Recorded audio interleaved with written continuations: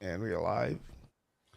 Welcome everyone to the 46th edition of the Home Theater Hub. We have Mr. Ike returning. What's going on, Ike? How are you, sir? And returning.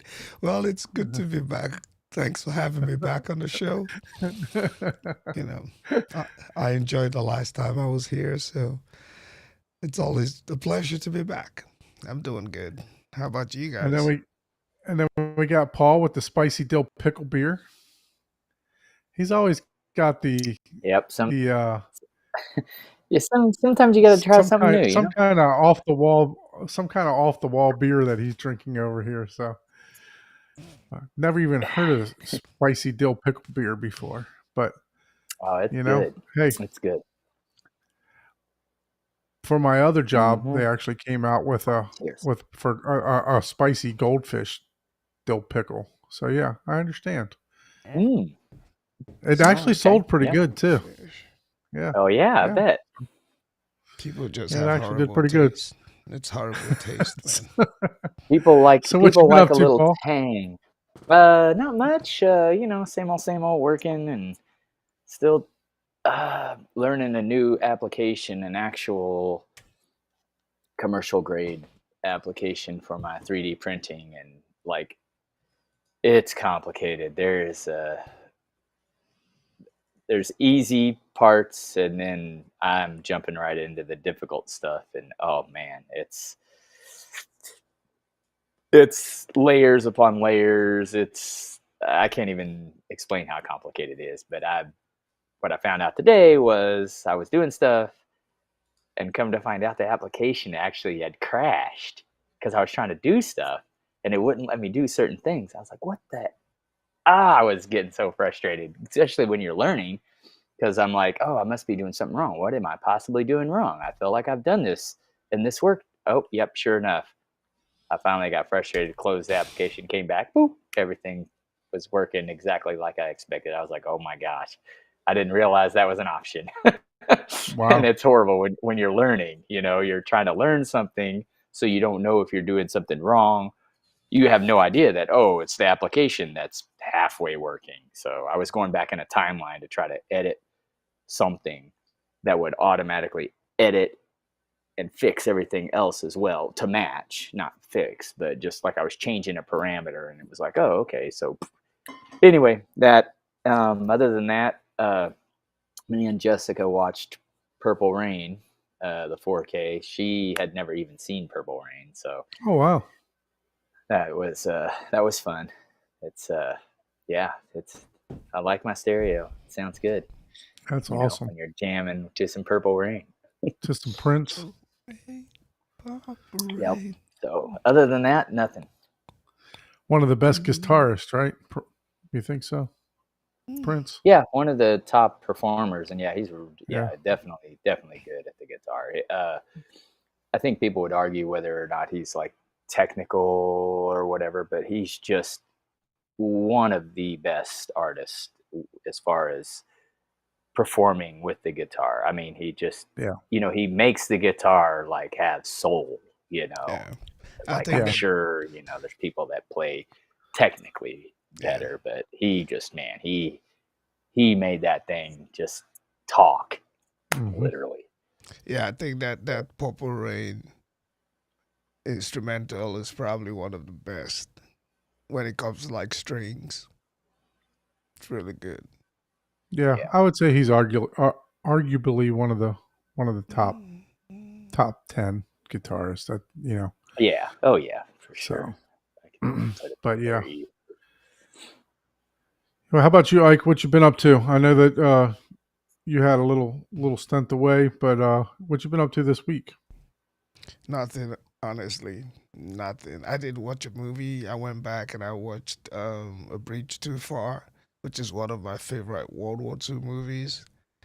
So I'm going back. I want to go back and just start rewatching a lot of my favorite movies from way back.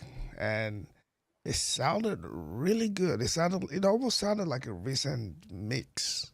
It doesn't obviously have the Atmos and all that, except if you upmix it. But Right. for a classic World War II movie, A Bridge Too Far and Longest Days.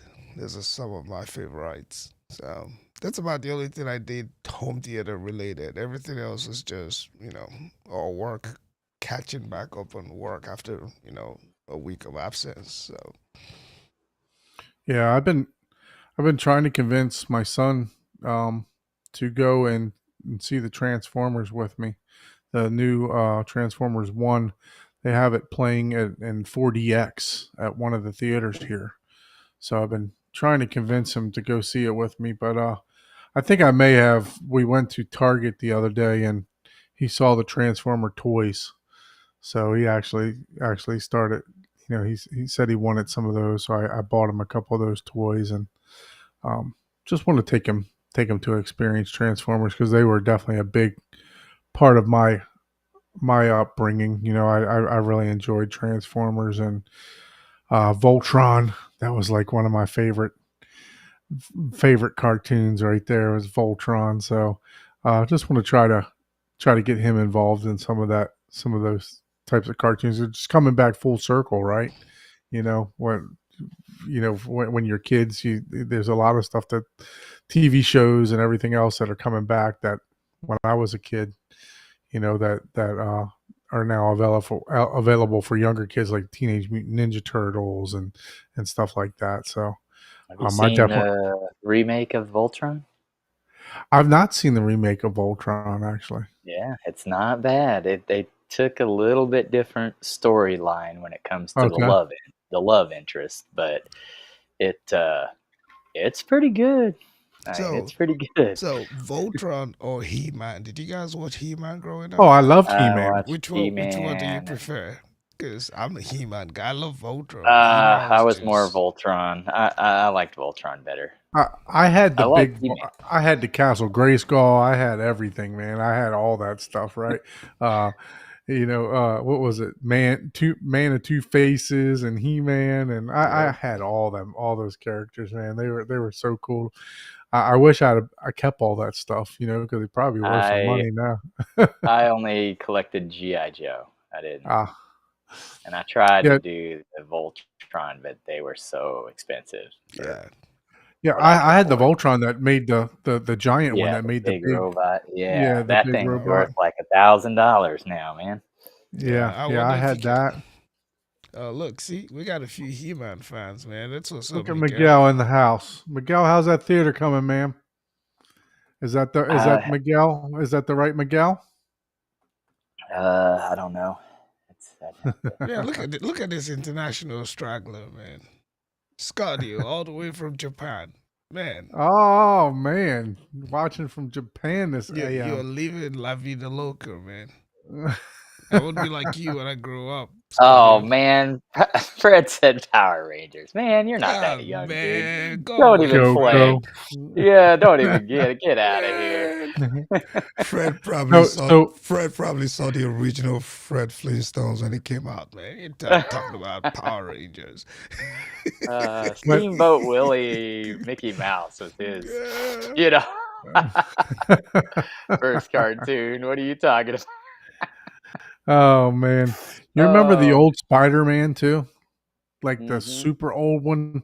So like I used to wake up at I used to have my mom wake me up at like 6 o'clock in the morning just to watch that old Spider-Man, the one of the original Spider-Man cartoons.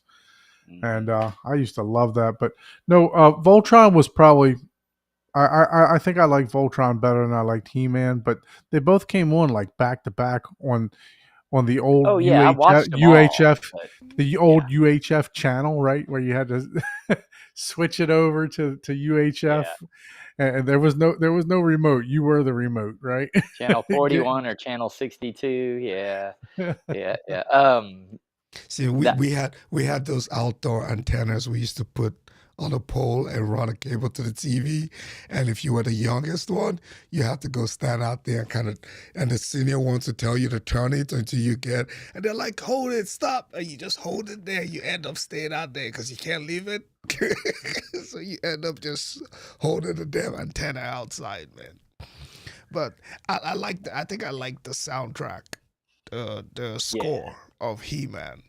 That was probably what what was it? attracted me to What it was the more. cat's name? Battle Cat. Battle Cat. Wasn't that Yeah, Battle the Yeah. Cat was yeah his cat's yeah name. uh-huh yeah Bum, see bum, I bum, Yeah, bum, yeah. bum, da-da-da-da, I dun, forget dun, dun, and I da-da-da-da, forgot Shira. all dun, Remember the. dun, Shira? dun. He-Man. Yeah, I Yeah. never really got into that. I like Thundercats better than like Thundercats. Thundercats was. I never got into Thundercats too much, but I I did did like watch it, Thundercats. but I never Lion-O. got into Thundercats. But I Yeah, definitely liked Voltron, He-Man. I used to watch the Flintstones all the time too. I used to like. I have the whole Voltron Yep. on I'm Blu-ray. I'm sitting here looking at the whole Flintstones box set. Oh my So gosh! Meet I the have the whole Flintstones. Flintstones box set. Have a do tab. Dabba, dabba, doo. So yeah, Oh my I'm gonna goodness! share some of those with my son once he gets older Yeah, because the Jetsons. those are some super violent cartoons. Oh yeah, Yeah. the Jetsons, the Flintstones. What was one of the other? Oh man, Yeah. I that's think going way back. recently, I think it was last year, I found myself binging Tom and Jerry. And at some point, I was like, Oh man, this was yes, a lot of violence for our Yeah. age, can't man. The believe I Roadrunner. forgot Tom and Jerry. I was Oh like, my man, that gosh, was a that lot. was one of my favorites. That was a lot of violence, man, for our age, man. I was like, man. I liked Heathcliff too. I Yeah. liked Heathcliff better than I did Garfield, actually. So and what else was it? Smurfs. I used to watch the Yeah, Smurfs. yeah, I never yeah. really got into Smurfs, man. I watched the Smurfs. That was all right. It So wasn't. Fred says I Saturday liked it. morning cartoons with a big bowl of cereal. Hell Oh yeah, yeah, man! Every that's Saturday, right. you right? Oh, I know, right? Until and it, I was like so disappointed when the last show because then it was soap operas for the rest of the day. I was like, I I used was to like, watch cartoons and then Gladiators would come on. You remember that show Gladiators? Yeah. mm-hmm. That The was old one, like The like old, old the wrestlers original, and yeah. yeah, uh-huh. where Yeah, they I would used to shoot you watch with the that. tennis balls at 100 mile an Oh Uh-huh. hour. man, Yeah. this okay. Yeah, This yeah. one, Oh this yeah, I was forgot this was about one of my Inspector best. Gadget. Inspector Gadget. Oh yeah. Do do do do do do do do do do do do do do.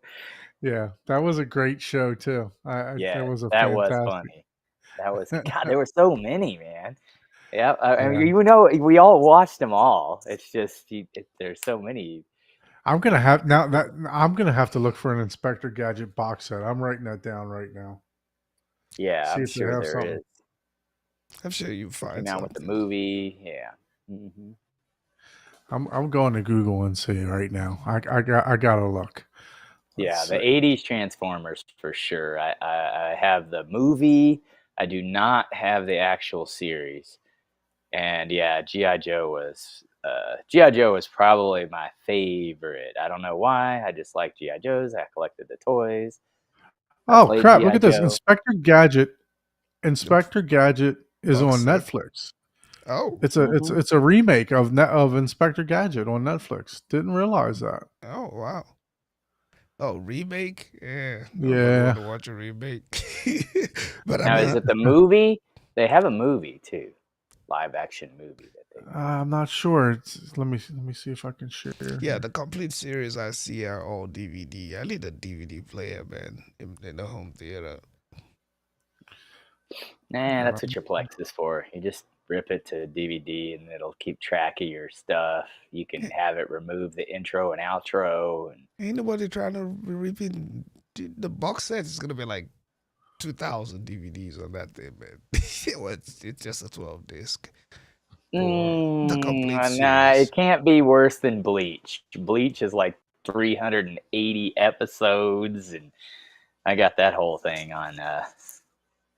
So Inspector Gadget box set is 12 disc, 32 hours. That thing was like a lifetime. That was our whole childhood, man. That thing couldn't be It 30, was. 32 Dude, hours. the Flintstones box set that I got is like 12 That's or 14 discs or something like that. It's crazy how much and it took up like 4 gigs or something. I mean, 4 terabytes of my hard drive for Flintstones. oh my god. Yeah, it was crazy.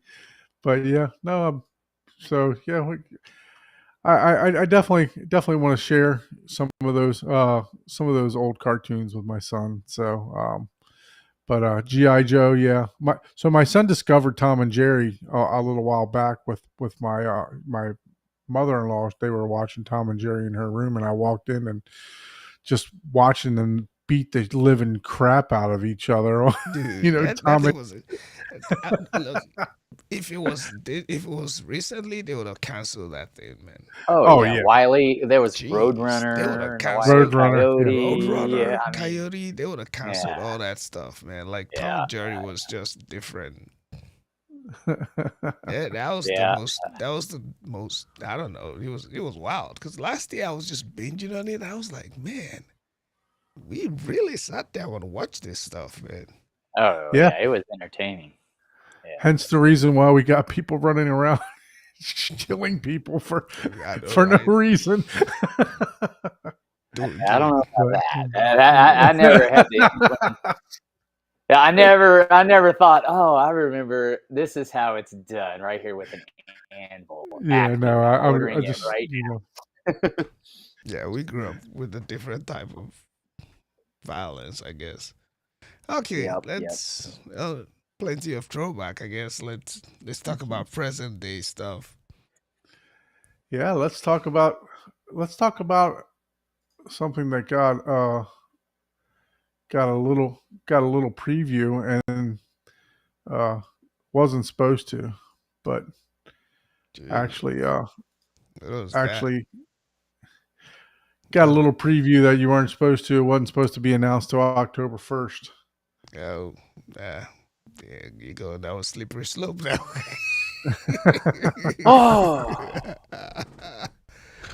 that is Oh, so underwhelming. That's a speak. Yeah, that's So Paul and I have talked about this kind of off the Yeah. air. I He wasn't thought part, I that- wasn't part of Little that bit. conversation, so that's The good. speakers look great. I'm sure they sound amazing. Everyone that looks at them, for sure, without a doubt, is going to say, "Yeah, they took and did a similar horn as per listen." They look like they're big And- brothers. That's what you're and, trying to say. yeah, and it's like, okay, but that my only thing about this whole thing was they made this super big deal, Yeah, this the hype. long, like 8-month hype, and Arendal, or Arendal, land of the frozen, and this big story, and it's like, and it's another speaker. It's like, yeah, I mean, when you anticipate it that long and start quoting, like, mythic places, and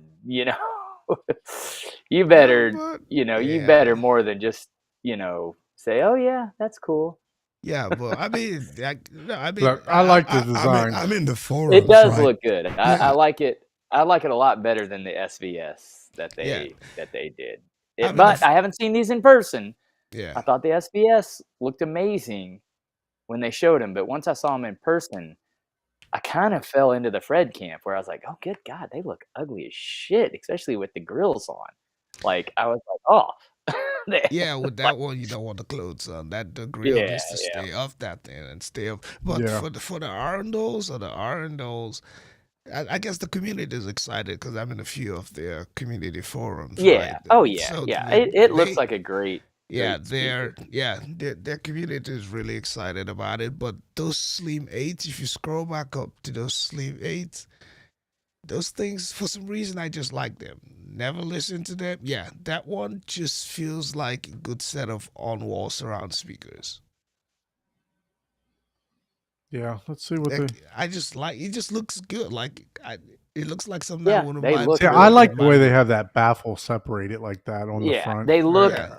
more elegant, like furniture, almost like they have an actual design. Whether or not that's audio related, but it looks nice. Oh yeah, It really does. yeah. That was the Let's see first what. one, and it has a Versa mount too. So it comes with a standard Versa 100 mount. Oh, see, So that's Okay. you could nice. just yeah. That's why I'm like, dude, Start actually do it. I would make those my surround. Like as much as I love in walls, they look slim enough to replace Yeah, it's in saying 19 walls. centimeters, 19.8 centimeters. Yeah, they look slim enough to So replace in walls. You could. It looks like you might even be able to still. 19 centimeters. Centimeters. Oh, okay. centimeters, yeah, Yeah, okay. I thought you said with a shallow depth of 19.8 centimeters. So what does that convert to? Centimeters to inches. 25.4 millimeters is an inch. 10 centimeters, 10 millimeters is a centimeter. So Yeah, and whatever, you can even use them as that's height roughly 5 speakers. inches. That's roughly about 5 inches. 7.48 inches. Not bad. 7.4. What'd you say? Well, 100? Oh, 190? 19.8 centimeters. cm. Yeah, Oh, 19.8. yeah. Is They'll make Oh, yeah. 7.79 Okay. inches deep. I was thinking 16 or something like that. Okay. Yep. Look, I cheated. I used a converter, so Well, I was for some reason I was only thinking 120 but millimeters. I had to think in they're millimeters. $3,500 a pair. Man, this boy is for the slims. yeah, 3,500 a pair. Where did you see that at? Click on buy, brother. Go scroll up and click on buy. Yeah, give it a few seconds. Ooh, Yeah. Yeah. That changed my plans completely. that was better. That was better. That was better It left was hidden. better without saying the price. Well, You can hear the difference. I mean, Yeah. that's double the sound right there. You felt Wow. better not knowing the price. Yeah, I definitely felt so. So now you sparked my interest. I gotta see here. Let's see what the towers are. Yeah, this was like 10 grand. Well, shoot, those are 10 times. But if they're 10 grand a speaker, pair, I can deal with that because I think the per listens are what 9,000 a piece, Yeah. right? Yeah. So I could deal with that. Why buy these? Because you're only halfway. You only have half the audio cred when you buy these. At this I don't point, know. I mean, people are just going to tell you should have bought per listen. Yeah, but Cyphonix is saying it's all new tech. How do you define all new tech? Like all new tech completely different from the previous model, or out of this world, all new tech that no other speaker has? Like not sure. Yeah, I mean, look, I love the looks of these. I would love to hear them. But as those Siphonix is saying here, these are direct, right? So they're direct to consumer. Per listens are all dealer marked up. Yeah. Right. So True. I mean, look, this monitor here, this looks exactly like. Well, no, I wouldn't say exactly like because the other speaker, it was like a MTM design, right? The other monitor that they had, 1723 monitors, yeah. That's the one that we listened to at M-Wave. It was in the speaker, the speaker competition. So it looks like they got rid of the MTM for that, and then put the two mid ranges down the bottom.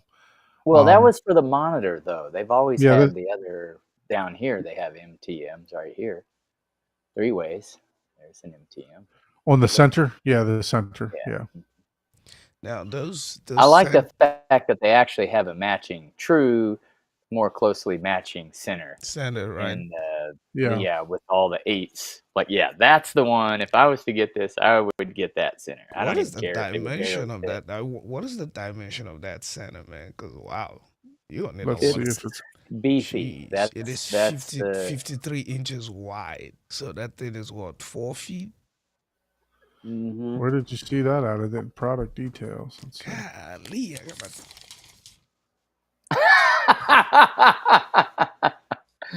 Oh, he pulls out a tape got a measure. tape He's like, measure. "Oh, That wait, is 4.5 feet long, wide, Get your Inspector Gadget arms out and measure it. yeah, and no it's kidding." 1 foot. That tape tall. measure is never seen past 5 inches. Nah, this tape He's measure, like pulling rust off of that thing. this tape measure built my home theater, man. Oh gosh, Oh, yeah. That that thing was built my home theater. It's there, but it's 1 foot high, tall, and 4.5 feet wide. That's a huge center board. so they That have is aluminum base impressive. drivers in these 8-inch aluminum. It looks like they are using this new this lithium magnesium tweeter. I've not heard a lithium magnesium tweeter before. Hey, look who's in the chat. What's up, Michael? Thanks for What, joining us tonight. what's up, Michael? Michael I'm almost embraced. scared. I'm almost scared to invite Michael to hop on. Yeah. Come on, Michael. Come up. Come up. Join the stream. We got you. Michael embraced the storm. If you haven't checked out his video of these speakers, he during the middle of a hurricane, he brought these I know, I'm pushing it towers. through the door. He turned these Pushing. on to blow the hurricane back. That's what he was doing. Hey, which of the center you got it? Okay, the center plus. I guess that's the we big one. got to get him in here so he can tell us about what he thinks about I guess it. that's Michael, that's the big one. The center plus is the big one. yeah, that's the one where I'm on right here. Was the big Yeah. one. Let me send Michael an invite. See if we can get him in here to give us his thoughts on what he thinks on the sound. See if he'll join us. Oh, Because- man, Cyphonics is about to get a youth man strike, man.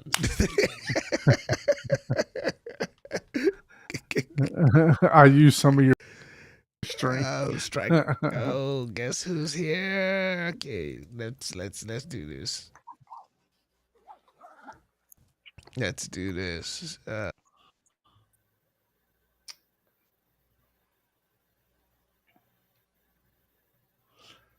Now Ike is muted. Really? We can hear you. That's all that matters. Can you hear me? Ike.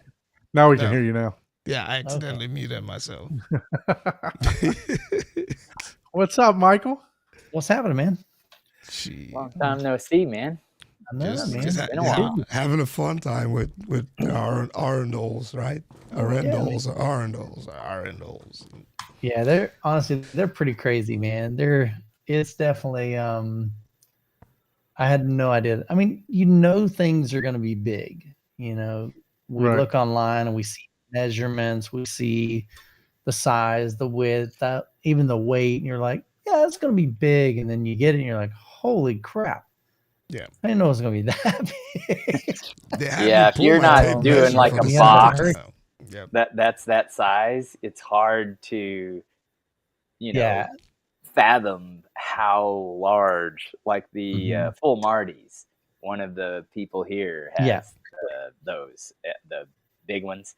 And that whenever I actually seen him in person, I was like, good God, that's half of a full size refrigerator. Literally. I was like, that's too big. I will never do that. That's crazy. I mean, unless I had like a full dedicated room, but I was just like, wow, yeah, that's big. Yeah, these things, they're pretty Those things are monstrous. One thing I don't understand quite yet is how the center channel is actually heavier than the towers. Yeah, Wow. Towers are like 174 pounds. 174, I believe the center channel, the center plus, which is the big one, I think thought it's it showed as 182 pounds. 66 pounds, but maybe not. No. Go back to it, Don. Take a All look right, at let it. me go back to product. Yeah, I think it was to- a smaller one that was 66 pounds. That's Yes, you might have been looking at the center. There's a center plus. Go back up good top. Lord, it's Products, 181 center, pounds. Scroll and to over the to your bottom. right. Yeah, go into just I click told you. into it. Yes, I told you. Click into it and go to the bottom of the page. It's 181 pounds. Oh, 181 pounds. Well, that's I'm cool. trying to Yeah, I find told it you. here. I just saw it a second ago. That's what I'm And saying, man. but it's HDF though. We'll go up to series. Golly. Yeah, go into the series and then click. There we Scroll go. up. Scroll down Scroll to up. the bottom. There it is. So Let's you must have been looking at the small one whenever. Keep scrolling down. It's at the very bottom. Yeah, there's the. They're trying to hide that away from you, That's man. it right there. Yep. There's the center. Yes, scroll down. Yeah, so that's Keep the plus. scrolling. There's two Yeah. versions. Keep going. Keep going. Don't be scared. You ain't gonna fall. Scrolling. It end. You ain't gonna I'm fall. trying to off the give scroll. everybody a. Don't be scared. Yeah, Okay, right there. there Right we go. 181 pounds. For a center channel. Now you gotta buy Yeah. a new cabinet to put that thing on. It's like, Now that's awesome. So Yeah, is and this So is this the good thing is deeper? my cabinet's huge. I think the cabinet's like 90 something, 92, 93 inches wide. So the cabinet will be fine. Now it probably will impede on my TV, and that's okay because I'll be talking about the just the sound of it, not Yeah, I'm not that's worried what about I it want. I want blocking the TV, and I'll They do mention look that. great. Yeah. They do look great, but So did you notice this? They're gonna up look to like the 1,000 biggest watt thing in the amplifier. One thing I like. yeah. You're gonna have to buy They brand pretty new. much all can handle a lot of power. So they're not super efficient. I think that one is what 89 decibels. Yeah. So it's not like super inefficient, but it's definitely they want power. You know what I'm saying? So right now I've just got the 89.5. Marantz Cinema 30. Yeah, so it's not like super efficient. And they're 4 ohm, so they're gonna want some power. Yeah. And they told me, they said, look, if you can get one of those Trenov amplifiers, that would be great, but I don't have a Trenov amplifier. But what I do have, I wanted to at least test out the tower's full range with just the Cinema 30. And so my next step is to hook up my Outlaw Audio 2200 monoblocks. I forget how much power they are. Outlaw Audio. It's a bit of They're like HDF 300 and yeah, so that's what makes them super daggum heavy, and the drivers are beefy as well. Let me look real quick. The The monoblocks are 2220 What, and 200 4 watts? ohm. So it's 300. Yeah, so the monoblocks is 300 watts into 4 ohms. So at least I'll be giving them quite a bit more than what the just the OSD, whatever 140 watts. The, no, not OSD, Outlaw Audio. Yeah, Outlaw. Okay. I got a DR3 that you can borrow, Mhm. Emotiva. You should get about 650 watts into it. I someone actually asked have where that they're right back made. here on the floor, so I've got that too. What's that? Someone asked where they were made. I forget. Shit. Probably out there. The Arendal speaker. their I home think country. I don't know if they're manufactured. Yeah, no, I don't think it's in Norway. They're designed in Norway, but I don't think they're manufactured in Norway. Gotcha. So the tower is 174 pounds, like you said. And Correct. Michael, according was to your curling. video, it looks like they're down firing, right? Like the port is on the bottom of Correct. of them. So- Is it? Yeah, on the bottom is a pretty massive port. It's probably I don't know, like 8 inches wide. It's a pretty beefy port. It's got a real thick foam piece in there, so you can run it either sealed or ported. So right now I started off sealed, and then I went ahead and ported it. What I found out is the pucks is what they're calling them, the bottom feet, aren't high enough to be able to reach under there and And pull put that them- out without Oh. tipping the speaker, like leaning it and reaching Mhm. under there. So it almost takes like 2 people. So Oh yeah, that's not good. it's not as easy as just, like the SVS, you can reach behind and pull it out. So you almost have to lay it down to do it. Yeah, you either have to lay it down. Like I had get Jessica, I someone said, to hey, hold can you it for reach under you. there and pull that Yeah. thing out? Pull Yeah. what out? Yeah, those back plates. Yeah. You want to pull? But Can I- we get a clear picture I of the really- back plate? Let me see. I've got one. Yeah, I can share. Yep. Man, I got all kinds of photos. Just share the right one, Give me a Michael. second. I'll pull it up. Just make sure you share the right one. Man, come on. Don't break. Don't break We'll let Michael share some pictures. Yeah. All right, let's look at. That's going to be. You got to hit that share button and then. Well, I got to find the photo first. I know how to share. All right, so here we go. Best photos. Yeah, that's the ones. All right, that is a pretty high resolution photo there. All right, let's see. Get back over here. One too many tabs open. Here we go. All right, share. Let's do. Oh man, yeah, there we go. Okay, and I'm pulling it up now. Tell me when you can see that. Oh. Oh yeah, look. All right, so if you look at this is pretty wild, and I had to. Wow.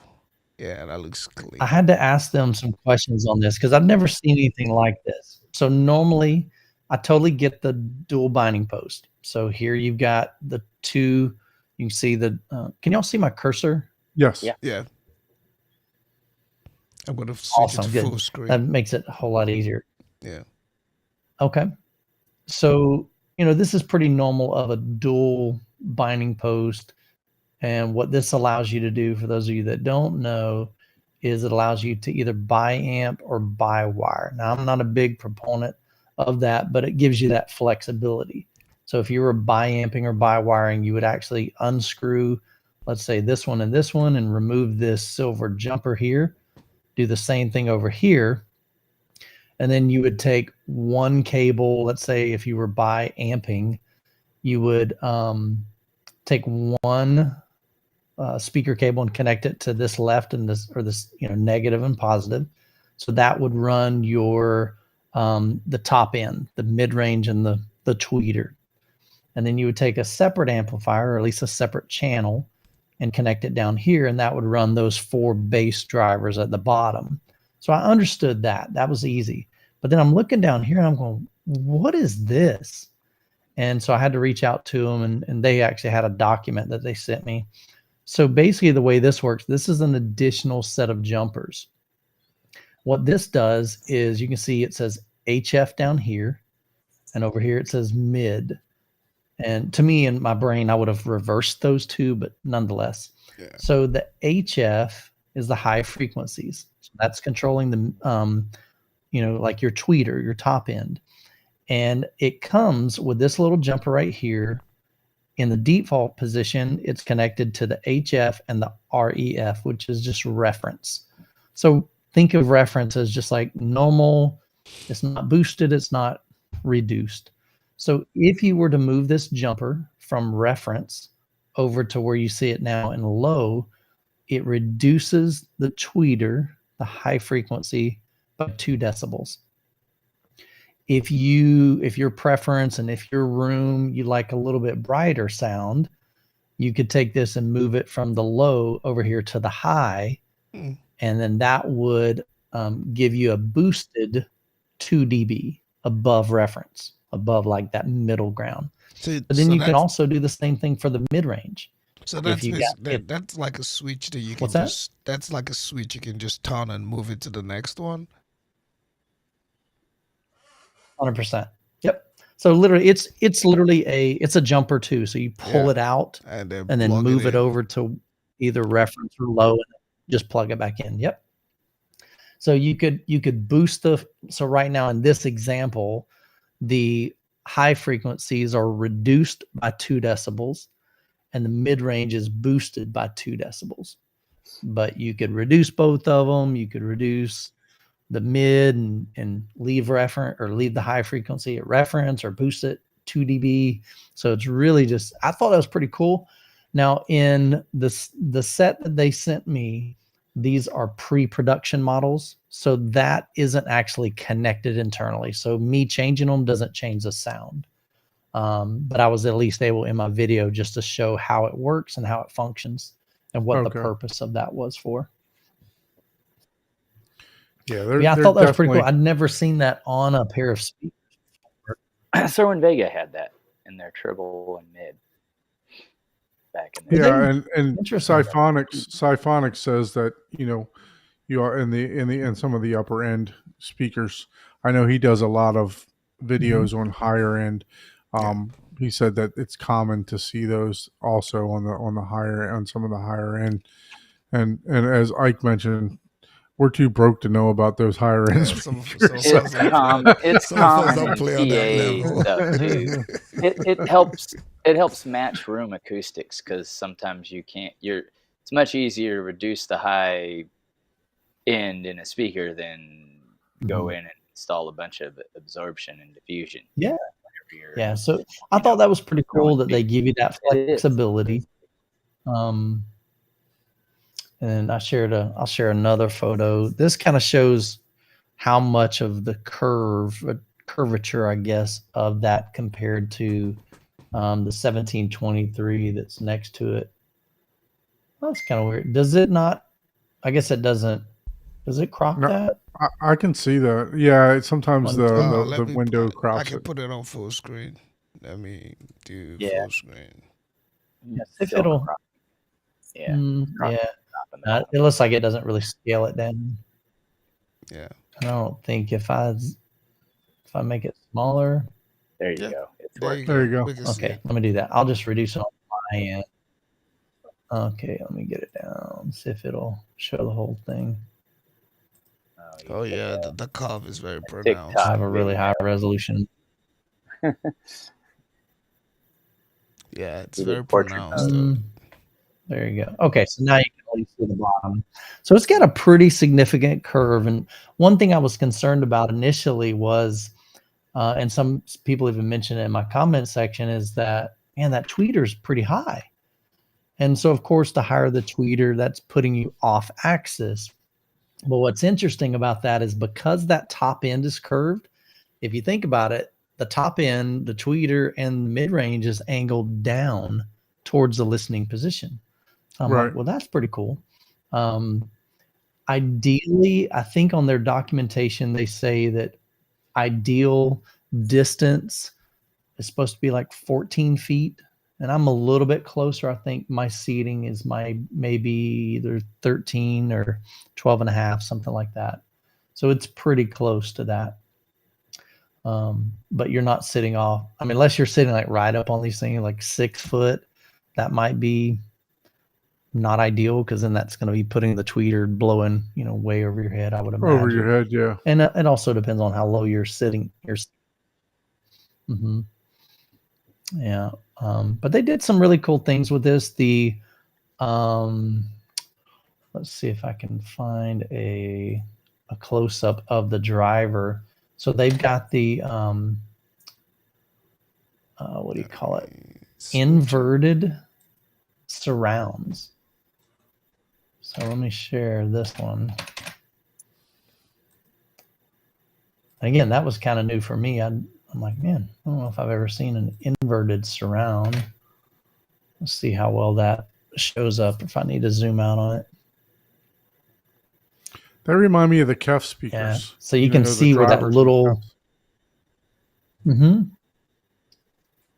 Yeah. So you can't really see it too well in this picture, but basically, if you think about it, most speakers have the rubber surround that fits on top of that speaker, and then it attaches to the edge of the basket. I guess the basket, like the outer ring of the woofer, but this is almost underneath that cone, so that cone is sitting on top of that. So it's kind of interesting. So that was another design choice, and I don't know if there's any benefits sonically of doing that, or if it's more of a design, you know what I mean, like aspect. No, it definitely makes it look like it's separated. Yeah. It makes it look like it's separated from that cone, and as Siphonic just says there, paradigm personas, and all the KEFs are inverted also. Yep. Okay. So the only thing I've really that I've looked at aesthetically that I'm not real fond of would be the speaker grills. And the main reason is just they blend in. And so if you look at this photo, well, I guess there's two things. I mentioned one of them in my video. So the way these grills fit on, the very first time I went to put them on, you think, oh, they're just magnetic, which they are. But when I went to put it on, it didn't, it almost like fell to the ground, and I caught it and I'm like, what in the world? But what happens is the speaker grills only fit a certain direction, if that makes sense. So basically the magnets are aligned a certain position. So and so I had to rotate it until it actually So, and they're not actually 100% circular. So they're almost slightly oval. At least it seems that way, because when you put it on and it doesn't match up, Yeah, they should you put can some tell. marker on the grill itself. Maybe Well, not like on the behind speaker, it, or but like on the edge where you can feel it, like where it says top. That's the thing. So they kind of did, and again, I mentioned this in the video. I'll share another photo on the back of these. I'll show you what it looks like. It doesn't really say it on here, but you can kind of get an idea. So on the back of this, you can't see it in this photo, but somewhere on there, on one side it says Arendal, and on the very other side it says Made in Norway, or Design in Norway, something like that. So the Arendal, if you put that up at the top and put Made in Norway at the bottom and just rotate it, fits on there perfectly. So that is the like the alignment of it. So that works. But those grills I think are made of steel, so they're very, very stout. I just wish they were a different color. Like with my Martin Logans, you've got white cabinet and then you've got a gray grill, and it just has this nice contrast. Versus with this one, you got a gray grill on a gray speaker, and it just kind of blends in. Can you purchase? Now, what I don't know, I looked on their website and I couldn't. Honestly, I don't know. You could just even looking on their website, they are metal, right? I have not been able to see. Yeah, you could probably paint them whatever color you wanted to, as long as you do it real light and don't like where paint cloth, over the whole. It's much harder to paint cloth or dye cloth, especially when it comes black. Yeah, you know. But metal is you can pretty much get it. Can of spray paint. Yeah, looking on their website though, I wasn't able to find the grill color for the white ones to see what that looks like. So I'm not sure what they're going to do. Definitely interesting. Can't wait to hear them. At one of the shows. Depending on where we go. I know they're consumer direct, so I'm sure somebody would probably have to purchase them and put them in a show somewhere. Yeah. But they don't really travel. So I've But got Don Dunn, and I think Don Dunn's coming over, I think, on Monday. Okay. And then Gene Della Sala, he wants to come over the following Monday. He wants to measure them. We just got to figure out how to get them up 4 feet in the air. Oh, yeah. That's what Don's for. At 180 pounds. Exactly. You try to put them on a clip pole, or what? But I mean, you'll have probably me, Gene, and what's that? I said, you try to put them on a clip pole? Are you trying to put it on a clip pole or what? Yeah, 4 feet in the air. I don't even know what they. Yeah, so that's what Matthew Pose typically does when he measures, or I forget. James Larson. Maybe Matthew is the one that does. James, that's who I'm thinking of. James usually does that. He'll take them out in a field or out in the parking lot and puts them up. Your neighbors are going to love you that day. But usually those are bookshelf speakers. Well, I mean, it's not like you're cranking music. You're doing sweeps. You know what I mean? Yeah. Yeah, you're That not shouldn't be a playing big music. deal. You're It's playing. not like you're. It's not like you're doing a sweep. Yeah, that sounds way better. Speaking yeah, of, we're gonna get to some of that a little bit later.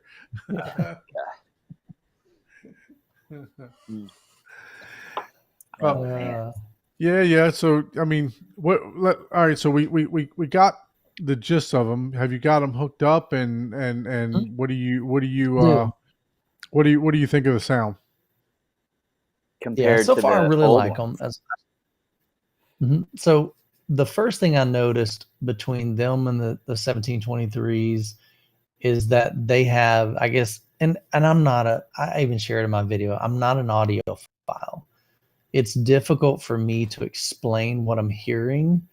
So I use kind of just really generic terms, but to me, one thing I love about a speaker is when it kind of envelops me.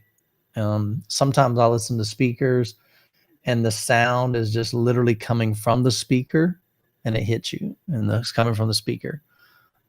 To me, these have more of a 3D effect. It like literally wraps around you. I don't know if that has to do with just the dispersion pattern or I don't know what causes that, but I know certain speakers that I've owned and certain speakers that I've reviewed, they do that. And when they do that, that's what I prefer. Like, I like that. That's just a really enveloping sound. It almost sounds like you've got surround sound, but you're only in stereo. So I like that. One thing that Don wants to do is kind of walk me through how he sets up a 2-channel system. And it's pretty, I guess, scientific. It's basically, there's steps that he does. I'm not that way. I put them up there. I usually tow them in, listen to it. What I do is I'll lean forward and I'll lean backwards and I'll see, okay, where does it sound best? And that tells me, do I need to tow them in or tow them out? Because that's just angles. But I'm not super scientific. I don't get out a tape measure and go, okay, that one's exactly 8 feet. That one's, so I think that's going to be a cool thing. We'll probably film that and share that with my audience. Like, hey, here's some things you might want to try in your setup. Because even in a home theater setup, having your front 2 speakers set up properly, that's a good thing. That can only help you, whether you're listening to music or watching a movie, because it's going to give you good imaging on that. So hopefully we'll do that on, like I said, on Monday, and I'll share that video on my channel. But I like what I'm hearing. I like the mid-range. They're not super bright. The bass, I want to give them some more power.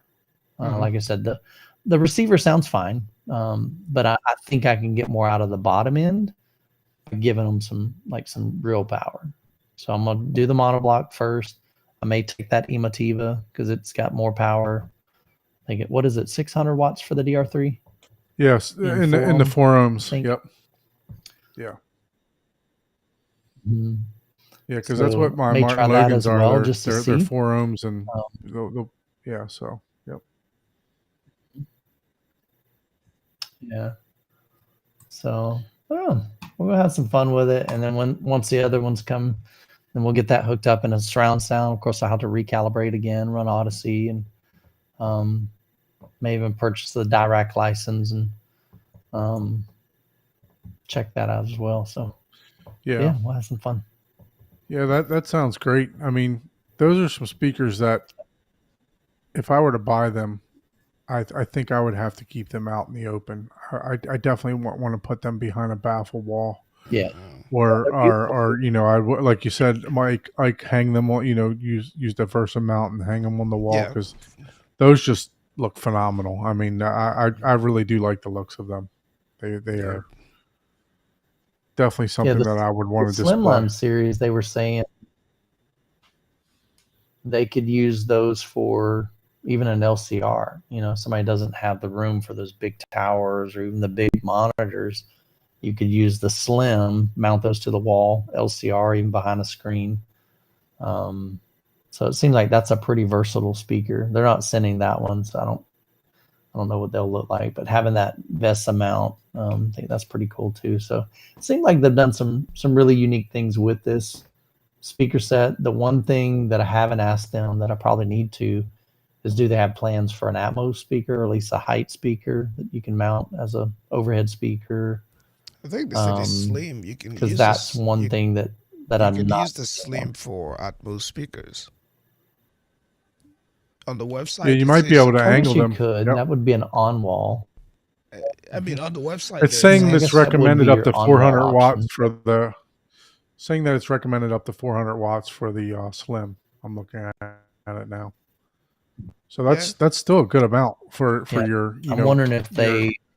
says you can use them for height speakers, so probably on wall. 51 pounds. Yeah, you don't want that thing above your head, man. Well, think about this. I mean, technically,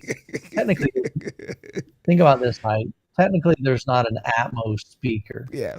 You know what I mean? Yeah. I mean, they're all height If you throw speakers. them up, yeah. Sometimes we mount them on the wall. Sometimes we mount them on the ceiling. Yeah. So Yeah. I think that maybe that is just their height channel, whether it's on wall or on ceiling. Yeah. I'd be curious to see what that VESA mount, like, what does that look like? Do we have options to angle it, or is it just kind of locked into place? Yeah, it says I it don't comes see with a it on standard their website VESA. here. It comes with a VESA 100, but I guess you would have to get some type of mount that you can adjust. Yeah, but like, what does that mean though? That's I mean, it's like is it just a flat one, or can you angle it? Be nice to know. I mean, you would have to get a VESA mount that allows you to, almost like a monitor mount, that allows you to be able to tilt the angle. I got the impression that it comes with a VESA mount. Did I read that wrong? Yeah, it says it comes included. with Here. Oh, it says included. They probably give you the plates. Mm-hmm. Oh, okay. It says included, so. I mean, to me, it sounds like there's a VESA mount that mounts to the wall, and this attaches to that. That's what I'm reading Look that real as. quick. Because it could be a plate that mounts. It has a plate, specifically that mounts on to a VESA. the speaker that has the VESA mount For the exact 100, 80 millimeter or 100 millimeter bolt spacing pattern. That then you have your own mount. Yeah, that you can just mount. So maybe I was thinking they were saying, hey, we included a mount, but now I'm looking at it says in standard VESA 100 mounting. Yeah. Yeah, so it comes with a bracket that basically is a VESA mount adapter. Okay. So you said not a mount. Okay. It's kind of like a monitor is a VESA mount, but you have to buy your arm that goes on your desk, and then you mount it. I got you. Yeah, like you see that one that Don is sharing. Looks like you're gonna angle it too. Yeah. Oh, dude, you can do any of them. Especially nowadays, you just buy a super cheap TV one that can articulate in every direction you can even think of. Or what people don't realize, you get a cheap monitor one instead of like a big TV. You know, because they have ones that mount on the wall for monitors that will extend, articulate, rotate. But it's cool that it comes with that option. I really like it whenever they provide universally applicable hardware, because otherwise it's like, oh, I gotta freaking. I can tell you right now, Well, that's the thing. When I mounted my JTR 110s to the ceiling, even on the wall, we had to make a custom kind of mount for it. It was a pain in the butt. Like, it was hard. Exactly. So we're here. It's like them give something standard. Google and look at a picture. So that was smart on their Best part. Buy or Micro Center, and you're like, oh yeah, that's what I need. Right. Then you just need long bolts. like Siphonic says here. You know, look, this is a 50-pound speaker. Yeah, I'm not mounting a $2,500 speaker with a $20 mount. Yeah. Yeah, don't be cutting corners, man. You'll be like you man dropping that monoprice speaker that I mounted on the wall a long time ago. Yep.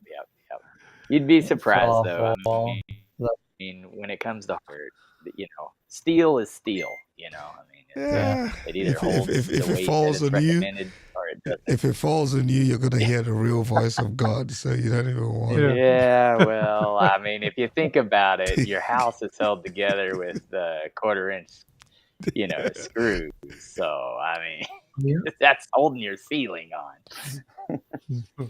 Yeah.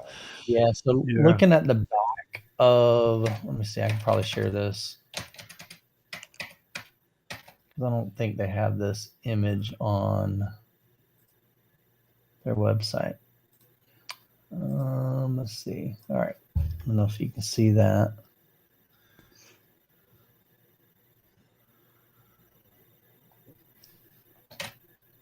Yeah, So you can see down here the rear of it. Oh Let yeah. me see if I Yep. can. Yeah, so it has the vessel, the 4 I'll zoom- points. You scroll can down. see, yeah, you can Yep. see the 4 point. Yep. So it's got the keyholes, is what it's got. Yep. Yep. Yeah. Or not the screw Yeah. holes, not So the it's just keyholes. threaded Screw inserts. holes for Crazy. the for the Yeah, like threaded inserts. Yeah. So yeah. So I was wrong. I was thinking they actually included it. And it looks like these are biaxial as well, if you want to do that. I mean, if you got the amps, One thing I you like need- too on their center channel, right? On the center channel, Aaron did a video a long time ago on why most center channels suck. And Right, in I that remember video, that. one of the things he mentioned, I missed, typically most center channels are MTM. So you got a mid-range, then a tweeter, then a mid-range. Yeah, like this. But on these, having that tweeter and mid-range in a vertical position Yeah. is a better design option than having a tweeter and then having your mid-ranges to the side of that. Yeah, the Yeah. alignment I'm is curious always to see how that sounds. The alignment is a better option. Yep. Yep. Mhm. That's the same design that. But I haven't found any kind of SVS documentation. I haven't found any documentation that shows what the grills are going to look like with the polar, with the white finish. I'm hoping Yeah. it's going to be black, to be honest with you.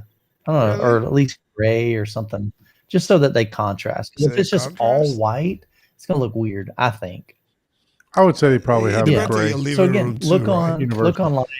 It depends on the environment where you put it to. If you put it in, could. I mean, not everybody's going to like that. But when you look at, say, the Martin Logan F200s, let me find a picture online with the grills. So to me, with the grills, they look really cool because they've got, I'll show you a picture. It's like show and tell tonight, man. Yeah, man. yep. This is what we do. Ike's having to work money here. We're gonna do a little bit of show and tell a little bit early, a little bit later too. We're gonna get back into. I don't some know about REW. that. If we're starting at 10:30, you're gonna have to figure that out on your own, my man. I ain't staying up all night. I'm gonna be here snoring. Yeah, I was gonna say that's another day. But you see how that's white and then you've got a gray and that just has a nice contrast to it. Imagine if that was just all white grills. Hey, blink. I mean, I think it'd look kind of weird. I don't know. Yeah. That's just my personal opinion. It could be a different shade. I don't even think I like the gray. I think black might be even better. I think black would be too contrasty with that. Yeah. No, I like the gray also. Yeah. It looks like the other grills that you had are like a gunmetal gray or a carbonite gray or something I wouldn't like that. mind all white, but larger perforation. Larger like larger holes so you could see it. Yeah, that's a good idea too. And then Kef has some. I want to see what Kef looks like because they probably have some white. And then you would see the black ring around that, and then you would see the perforated black of the cone behind it. And if you got fancy, you could probably put some LEDs in that thing. I was trying to see what Kef does on theirs. Yeah, I gone too far, man. Yeah, you want to put some LEDs in the freaking. Hey, you know, if my $10,000 heater can't handle an LED, then I mean, I'm gonna have to return that thing. Do Shit. Kef not have grills? And somebody's gonna listen to this and come out with a speaker that has inbuilt LEDs, man. Oh, they Mhm. already have them. JBL, those little party speakers and all that Yeah, stuff. but yeah, They those have ones 'em. are like the disco party lights, right? Now disco Yeah, speakers, that's right? funny. Yeah, Walmart's got those. Yeah, yep. Jonathan put LEDs in his, right? I think He he's got did. those. on Yeah, his- he's got the Yeah. LEDs in Yeah. his JBLs. He Man, did John- like a custom thing. He used a Cat 5 cable and wired it up a certain way, and you got to have these little adapters. It's kind of complicated. It's Yeah. not a that super easy thing. Jonathan likes the extremes, man. It's like he's But it on looks the super other. cool though. Speaking of Jonathan, he had a video come Except out for when it today comes to projectors, right? It's like comparing great the video. projectors. So He's if like- you haven't he's- gone to his channel, he's check extreme that on out. Make sure you do. speakers and subs, and then he gets to projectors and he's in the center. Like that doesn't even match. It's like, you gotta go extreme too, man. Yeah, Jonathan had a video today that came out today for the new Epson, Yeah. Mhm. the new Epson versus his LS 12,000. Yeah. So if you I haven't texted checked it him today. out, he's definitely got some good information on that. Yeah. I Yeah. want to watch Yeah, it tonight. sure. Later tonight. Yeah. Yeah, there's definitely some good information on there. So go over to his channel and check it out. Okay. So Yeah, I like let's the way he let's explains it. check let's check the other new wireless speakers that came out today. You got that pulled up, Oh, okay. Don? Yeah, let me share that one too. It's Focal. Yeah. Yeah. Yeah. That's an Wireless. interesting. That, I'll get yeah. some of those. I mean, that's one I probably would never own, but you know, Yeah. I can admire it from a distance, right? Yeah. What were the retail on those? She, I don't even want to know. About 34,000. Oh, yeah. Wireless speakers. That's what's crazy. For wireless too, man. It's They're like wireless, you just yeah. dropped 34 grand for wireless speakers. I'm assuming they have like a built-in amplifier. Is that right? Yeah, they're all active. They're their first all active Mm. speakers. So Focal's Jeez. first Yeah. active. Siphonics, and where are you connect going loud. to in 2 weeks, man? I want to come too so I can listen to some premium speakers, man. Yeah, I think he's going to a show up there. Yeah. I'm not fond of the. I don't know what it is. The wrap stone. around there. Is The it like a stone. Yeah. cloth?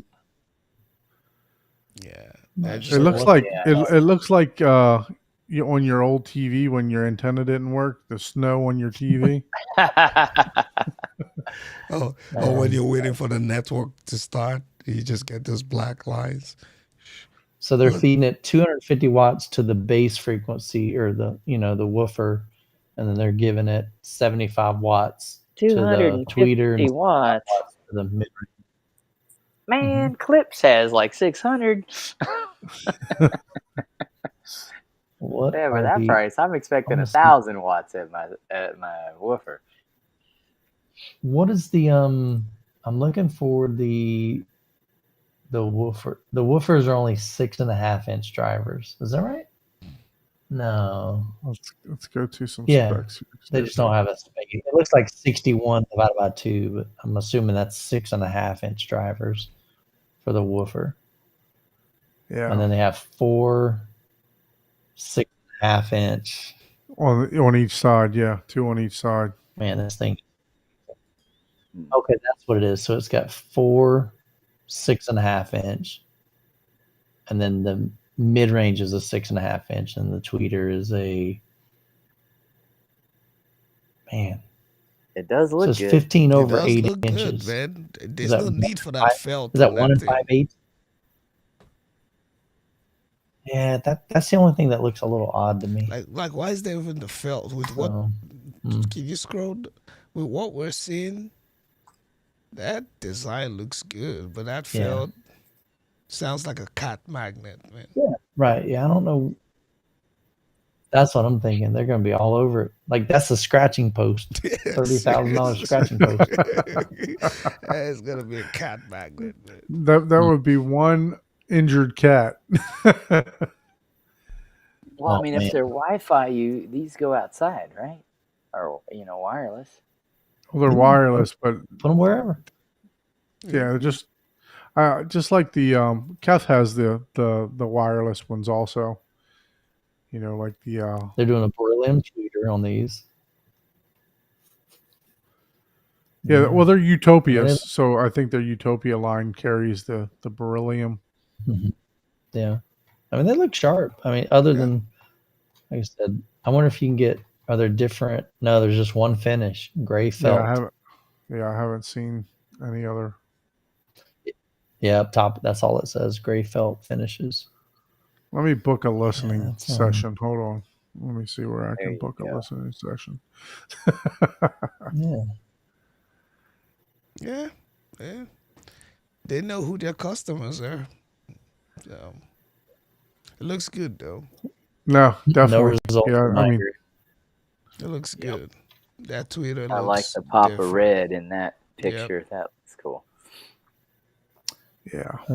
So I'd have to go to Jacksonville or Miami to hear them. Oh, to listen to them. Mm. Yeah, Focal. Okay. Yeah, it doesn't even say what location. Yeah, I'm sure they'll bring them. Like Cyphonic said, it's gonna come to Florida at some point. Yeah, To Florida. one of the to, two to the channel Florida audio shows. show. The two Yeah, I could channel see them there. shows. Yep. Mm-hmm. Yeah. Yeah, because they usually have a pretty big booth there. Mm-hmm. Yeah, last time traffic held me up, I got there at like 3:00 and they were closing at 5, so I didn't get to see too much there. We were on our way to Disney.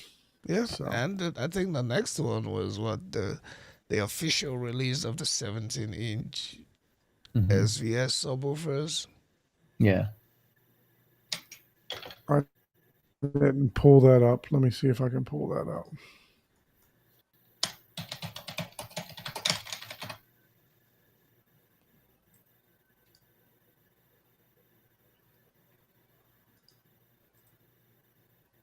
Yeah, it's.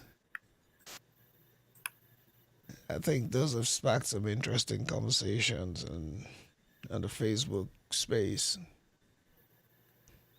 So, Michael, you were at CEDIA. Did you get a chance to see these subwoofers? I went by and I was supposed to film Nick, and he's like, I thought we were tomorrow. I'm like, no, we booked for today. He's like, can we move it till tomorrow? And then he ended up texting me. He's like, you know what? Can we just like save it for another day? I said, it's your money. I don't care. You know, you hired me. So we'll end up doing something else, either another show or whatever. But Yeah, they were in but I Dallas. didn't get a chance to go by there and hear them. Yeah, they were in Dallas 2 weeks ago, and I drove What's all that? the way out. They were in Dallas 2 weeks ago. I drove all the way out, but they didn't have it. So I was like, come on. I drove 1 hour to get there, and they didn't wow. come with them. So it was like, but I mean, I guess I tell you, the subwoofer I'm interested in is that new square Arendal, not Arendal. What is that From one? the Perlis Ascendo. Ascendo. Ascendo. Yeah, the $30,000 subwoofer. You ain't interested in that, dude. Yeah, I'm not. I'm interested in hearing it. I'm not interested in putting it in my house. I mean, it's cool, but it's like, I mean, $30,000 for a sub. It's for a kicker, man. for an in-wall kicker sub. I mean, come on. It's not gonna hit most people's budget. Well, it goes from infrasonic all the way up to like 400 hertz, I think. But you can get the most. It ought to wash my car for that. Mm-hmm. But hey, every inch counts, and you can cover more square inches of wall with square versus round. So only a dog will enjoy that subwoofer. That would go better with the wave forming base, because you could literally do a whole wall almost. Yeah, it's quite a lot of air, or blank space in a circular subwoofer versus Only, a square. only your pets will enjoy it, man, because they can hear all those frequencies. We can't hear. Your dogs will enjoy it, but that's expensive, man. Yeah. Yeah, you got to be out of most people's budgets, but Yeah, it's gonna be custom installations, like Yeah, the speaker cheap. The installation that's going to be expensive. Yeah. But they look good. Well, I'm sure Don is gonna get at least 2 of them. So 2 of what? of the Square subs. Oh, Yeah, I no. mean, you could mount those perfectly as near fields, right? Because they're square. They fit Yeah. right on the back of your chair. Come on, Don, do it for the show, Yeah. man. I like Yeah, the that's subs what I like the subs that Tony just showed in one of his videos too. Build montage. Did you see the new Crick subs that they got set up? They're what are they? Dual 15s pointing right at each other with like a port in the front. Haven't seen that. They look pretty. Isobaric. Is that an isobaric type of design? I forget. Yeah, we used. Yeah, I think that for cricks, that's what they usually Oh, that use, was- right? Yeah. Yeah, I'll I see if wish, I can I old wish, I old wish this- school car audio. We used to do that to get as much as we could. They in need to those start little selling. spaces. They need to start selling in the U.S., man. Yeah. I like the design of the speakers. They look good. I don't mind tearing down a wall and building some space. And Fred came for you, man. Nah, you gotta buy the subs before you Sure, build the this is drywall, so you can put it in the drywall. If you see, can you see my cursor? Yeah. Yeah. So this is the subs. These slots here. Let me look. So they have Oh. two Oh, there you go. 15-inch subwoofers pointing at each other. I thought that was a very, very interesting design. And in this theater tour that he showed, there were 4 of these stacks like this. That's definitely waveforming, man. So it was pretty cool. But yeah, make sure you guys go over to Build Montage and check out this video also. It was a nice theater room that they put together there. Yeah, the cricks look good. They just look good the way they design them and set them up behind your screen. Yeah. That wall, like kind of like when they build the wall, it's almost like, why do you even need a screen in front of that, right? It's like you want to be able to just take out your screen and just stare at the thing. They look good, you know. Yeah. Well, we'll never know how they sound, but I'm sure they sound really good. Yeah. You just need to travel over to the Outback, man. You said what, I Michael? think they were saying they were going to try to come to the U.S. soon. So Shit, they need to. They should come. Well, I'd love to listen to them. You know, if they can set them up. What's up, Betty? Thanks for joining us tonight. What's up, Benny? We got to get Benny on here too. We keep missing each other. Benny's got a killer theater that he just put together. And I need to get over there. Yeah, he tried to come on the show about 3 weeks ago. Maybe it was like the week before Cedia to show his theater, but we unfortunately we already had a guest scheduled for that day. But yeah, we got to get him on here to show his theater. Next week we have Taurus from the Fun Waste of Time podcast. He's going to be on next week. He's got a killer setup. Yeah. And so once he starts talking, I'm just going to let him talk because he's got a radio guy's voice. I'm just going to let him take over because I mean, cool. he's definitely got a voice for radio, and I mean, I can't wait to get his system on here for you guys also because he's done a lot of upgrades to his theater. And outside of his theater, he's got like a whole gaming setup too. So I won't spoil it if you haven't seen it. But I've been listening to his podcast for many years now, and can't wait to get him on here. Yep. So is it too late for you to start your demo, Paul, or do you want to just give us a brief synopsis? Do It's you 10 want o'clock, do you want to move to something else? It's Yeah, I was gonna say, man, 10:49. it's late. We usually stay till 12. You Hey. stay till 12. You imprison us until Dude, last 12. time we got off from your REW session, we were on for 3 hours. Mhm. And Yeah, then we I normally know. talk for an hour. I think the only reason you wanted to see it again is because you said you fell asleep for the first 10 minutes and No, didn't man, I hear thought the it was rest. interesting. I was like, you Man. know, it was so boring. Oh, man. Or was that me? I think I fell asleep talking about it. Like, Dude, oh, am I still we talking? we got a lot of good feedback on that video. You know, a lot of people enjoyed that.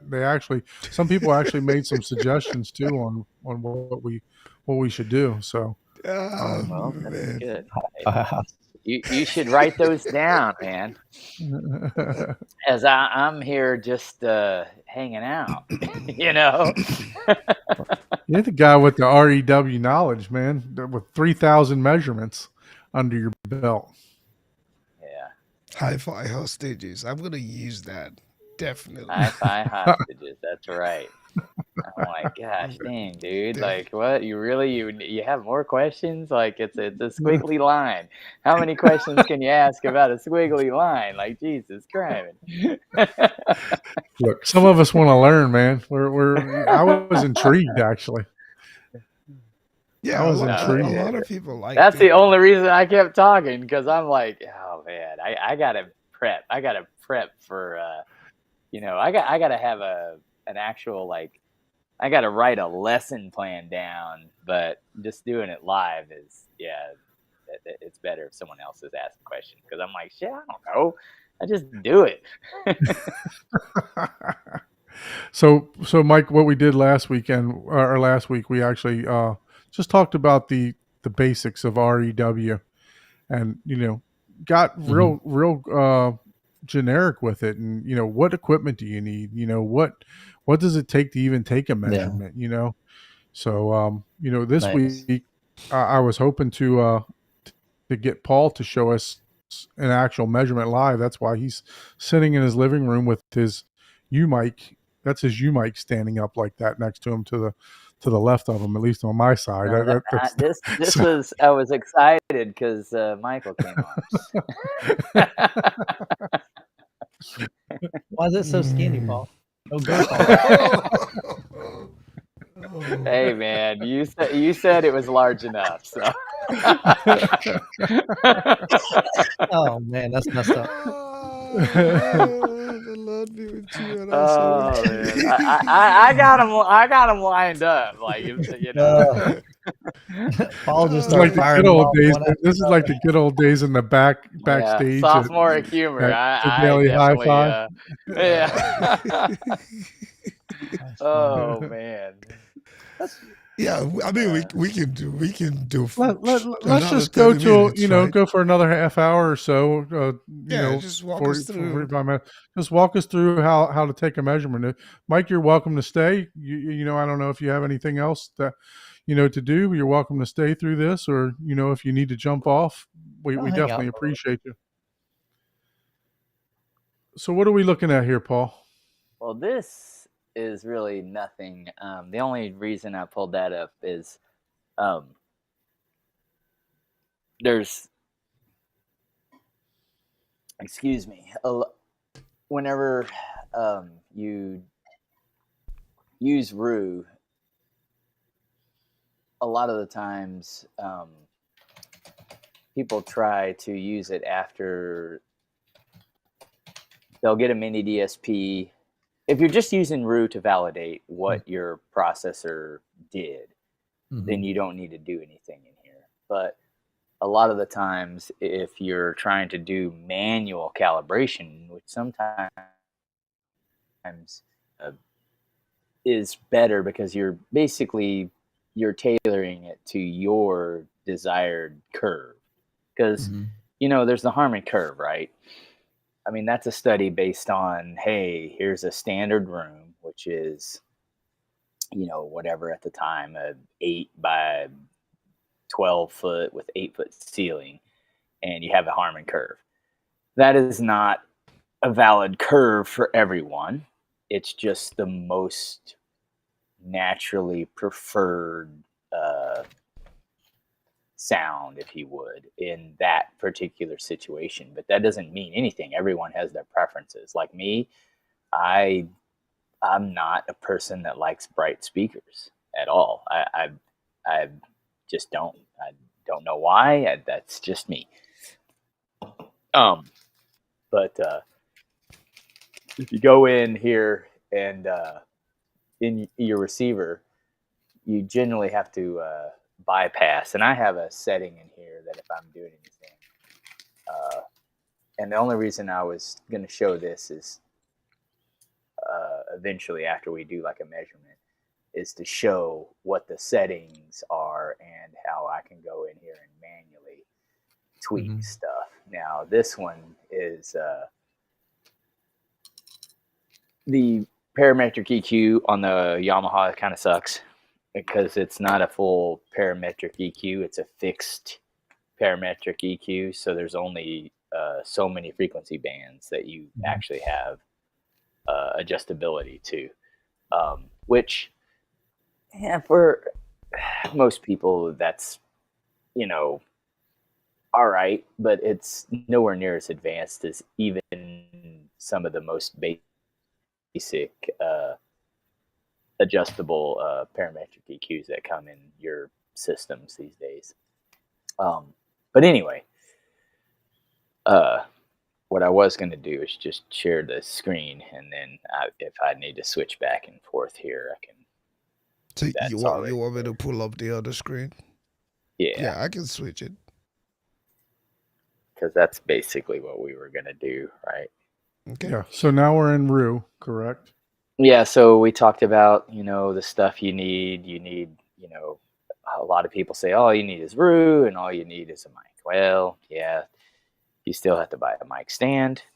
You have to buy the USB cord because let's face it, if this is 14 feet away from that screen over there, which I have a 30-foot long HDMI cable with a power injector. That's if you ever use like a 30-foot cord and you're having problems with your PC not working, it's because you need to put a USB HDMI power injector at your destination, aka in this case the receiver, because your computer HDMI adapters usually aren't powerful enough, or the HDMI port coming out of a laptop or a PC doesn't always have the power to push 30 feet of the 5 volts required. If it drops below a certain voltage, it can't handshake. So you put a power injector at the very end of it, so that's where the power gets supplied. So then you're just talking low-level digital signals.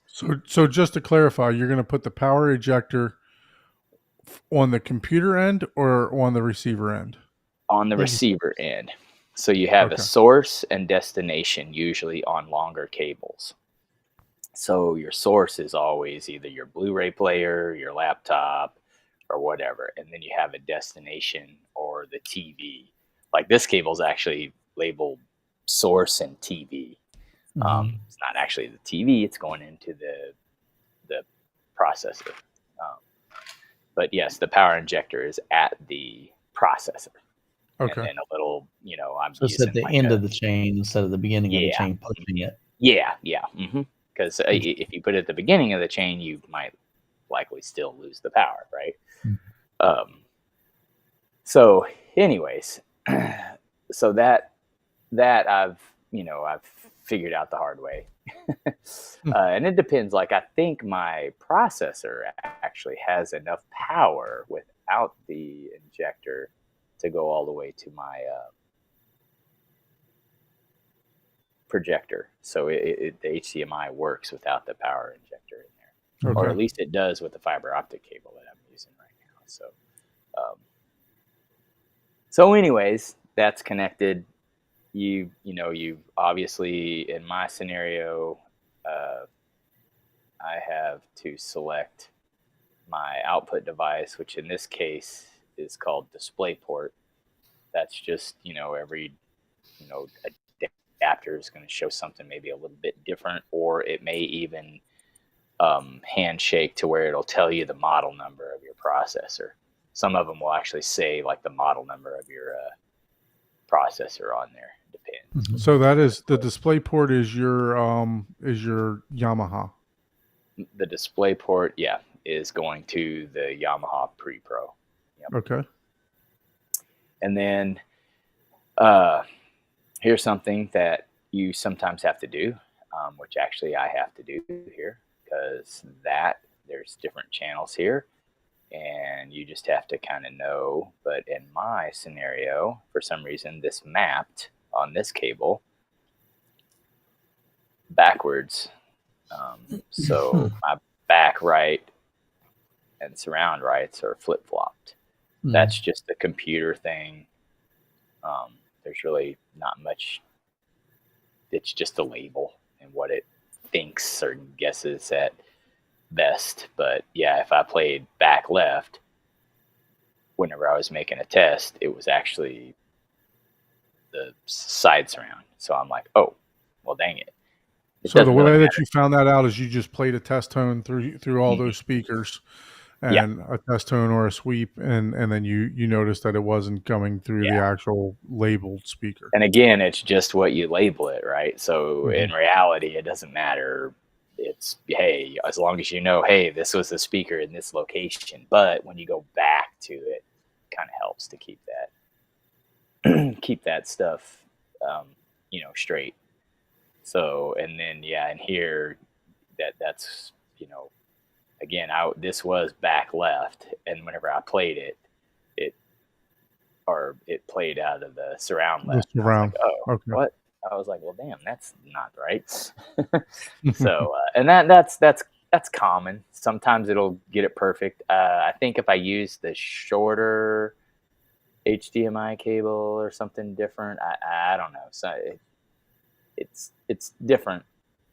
Every setup is a little different. So just keep that in mind. You can go in there and map it in the preferences. So a lot of the times you'll get the LFE and the center channel will be mapped opposite it.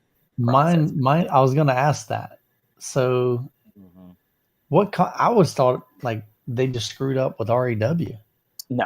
That's just the way that it handshakes and it comes through on your computer. So it really has nothing to do. Okay. I'll have to check that out, because I always have to know, okay, I switch them. And then I'm wanting to say, I think here this might be a new setting here. I use hardware channels as name. Let me see. Oh, nope. Reset like them that. Well, it did not like that. But yeah, this is just it's just the way that it detected it. It's kind of automatically figured it out. Yeah. So it's just like, oh, hey, I'm automatically figuring it out. The biggest thing is they usually get the LFE in the center backwards on that auto handshake. But it's not a big deal. You just go in here to the channel mapping and you just change it. That's all you do. Doesn't mean anything. It's literally just a it's just a label for human consumption. That's all it really means. Yep. So then what we do is, right now I have my processor. I changed it to through, which is on the Yamaha Pre-Pro. It basically means I have no EQ applied. All of the filters. Although, actually, if I look at this, it looks like no. I better. I was looking at the icons and I was like, wait a minute, there's something applied. I changed it just a second ago, showing the manual, but it started the test tone, and so I quit it. So now it's basically through. So I have no EQ. It's straight through every single speaker, every single channel, right? So what you do is, we talked about setting the level here, and I might have to actually reset this with with this setup. I'm not sure, but like I said, what I normally do is I'll go here. Let me shrink this. What I do is I go to. Oh, why is that? Oh man, is it crashing? Something's not right. Oh yeah, hold on. Yeah, it's in the middle of crashing. Look, it is the software. And I am also running like 5 other things on this thing. Hold on, let me close out of this. You're in why you figure it out. Memory. Quit. So while you're figuring that out, Rich asks, is there any talk about the Arvolution NOS? So I've had the Arvolution NOS for a couple weeks now. I will say that either I'm going to put it to you like Ike put it to me. Either I don't know what the hell I'm doing, or something's wrong with the NOS, and I'm going to go with I don't know what the hell I'm doing. That's not how I put it. I said you're either grossly incompetent with it. You gotta use the right words, man. Oh, man. I mean, So what? does it all for Just you. a brief thing, because I know Paul's doing this while he's getting this done. Just a brief talk about it. Look, I have a network that's the Wi-Fi 7 Deco network, and I had it plugged into an AT&T router. Well, the AT&T router and the Deco were both acting as routers. And it was messing everything up. I couldn't get everything. I couldn't get to the NOS. I could see the NOS, but I couldn't get to the folders. So after finally deciding to reach out to Deco or TP-Link to have them help me troubleshoot what was going on, they had me change the Wi-Fi 7 to an access point versus a router, and at that point, I was able to see everything. Then came the Apple computer. The Apple computer does not like to read files. So it kept crashing. It kept giving me read errors from my hard drive to the NOS. So no fault to the NOS, but it is as we told you. When you're ripping your movies, you have to know what you're doing. There's always some sort of problem, but I still feel it is the ultimate storage solution. I'm not going to talk bad about the NOS or anything like that, but it is something that if you have hundreds and hundreds of movies, thousands of movies, like I have 1,800 movies, it still is the storage solution in my eyes. I will tell you, to transfer over 16 terabytes, I'm only getting about 100 megabytes per second, which is slow. So it's taking, but Paul and I did ask ChatGPT, what in a real world situation, how long it should take to transfer 16 terabytes over, and it was talking like a day and a half. And honestly, it's taking about a full 24 hours, maybe a little bit more to transfer 16 terabytes over. So it's right on par with that. So other than it taking forever, and Don's don't know what the hell he's doing, as as Ike said, that's the update for now, but I am going to work on a video on it. I've gotten one drive transferred over. I'm going to put together another video on how to transfer your files over to it. Yeah. So that's the gist of it. Okay. So while you were talking, I basically is what I do is just to make RU match my processor. I went into the level, like as if you were just going to level match your speakers in the stereo without RU involved, right? So I went to right now. Once I'm quiet, you'll see on the screen if I'm sharing. Can't tell if I'm sharing. Yeah, sure. You'll see after I stop talking, you'll see the level at which this is the random pink noise that the processor is playing, which normally they'll play the same thing that's on this Rue scenario where it says speaker cal 500 to 2000 hertz, and you'll know because it sounds exactly the same. But if I'm quiet, you'll see it reads around 57. 57.5 or 57. So then is what I do is that's just to get my baseline. Hey, this is what my processor plays at the current volume levels that I'm EQing at, which right now is like -20, because that's pretty loud. It's I don't want to listen to that for days on end, or while you're. A lot of people say, "Oh, do reference." You kind of EQ it for where you listen to it. You know what I mean? Don't. Yeah, if you don't listen at reference, don't EQ it at reference. There's no need to EQ at that level. You can. It doesn't hurt things. But anyway, it's all relative. Again, that's all relative. So then is what I do is I go into Rue here, and I select the speaker cal, just like I mentioned, and then I'll play, the same speaker. And I basically adjusted this to match.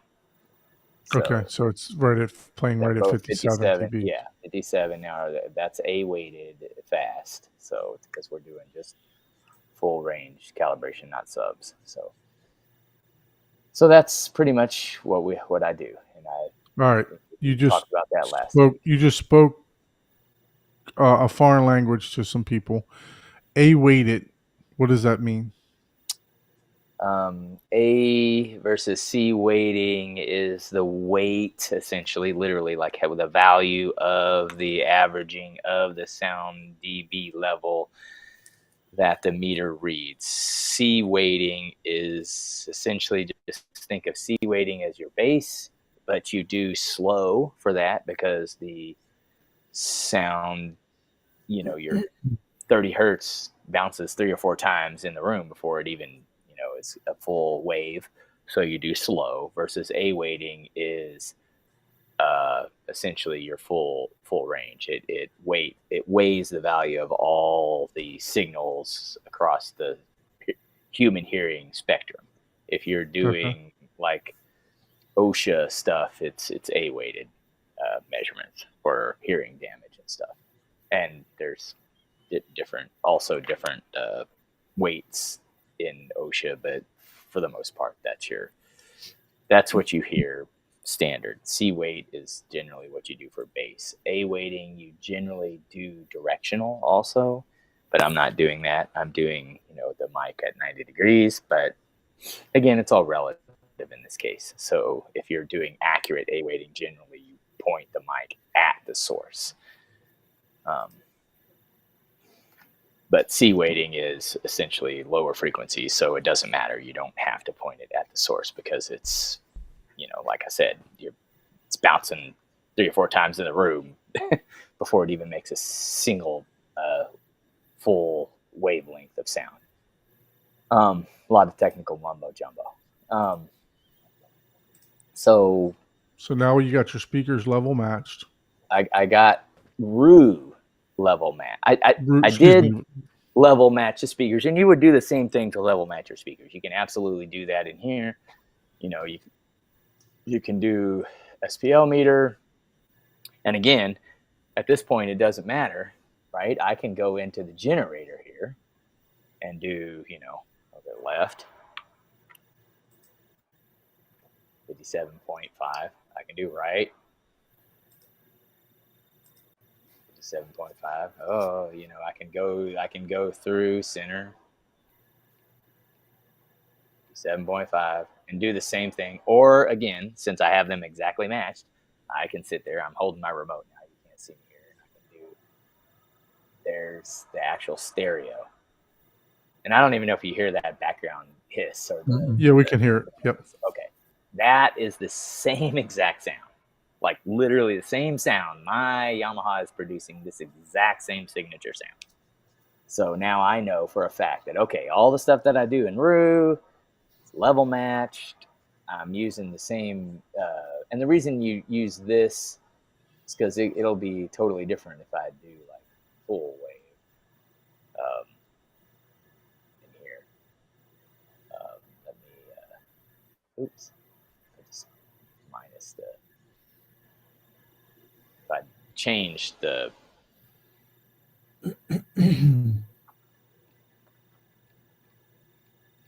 see now this is actually reading lower, see?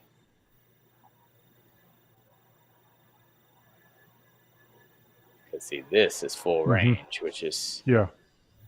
and I'm A weighting, so I'm averaging.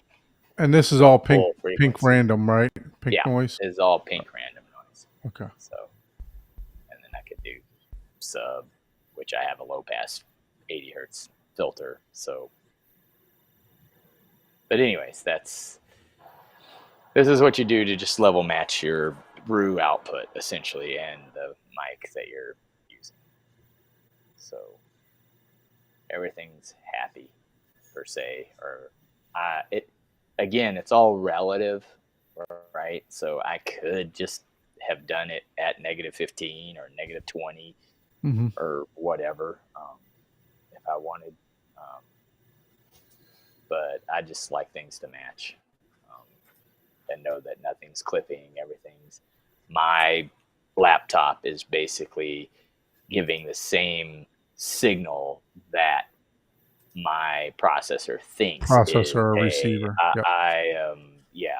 I'm at -20. This is the sound level that should be coming out of the system right now. Sometimes you might have to, in contradiction, if I do a measurement and it says, oh, hey, your noise floor is too low, you might have to bump that up.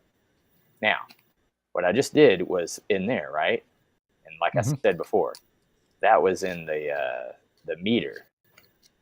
Well, the measurement section is a different tool. So I literally have to do the same input in here. So you'll sit there and say, oh, I got it matched. And then you'll do this and you'll be like, oh my God, that's way louder. So, but I might have to still increase that or turn up the volume of the stereo, because one thing that is cool about RU is it will use the ambient noise, which you can see down here in the bottom left. That's the noise. That's basically me talking. There's an example right there in this spot of my noise floor. That is literally what it's looking at. Because it's smart enough to say, hey,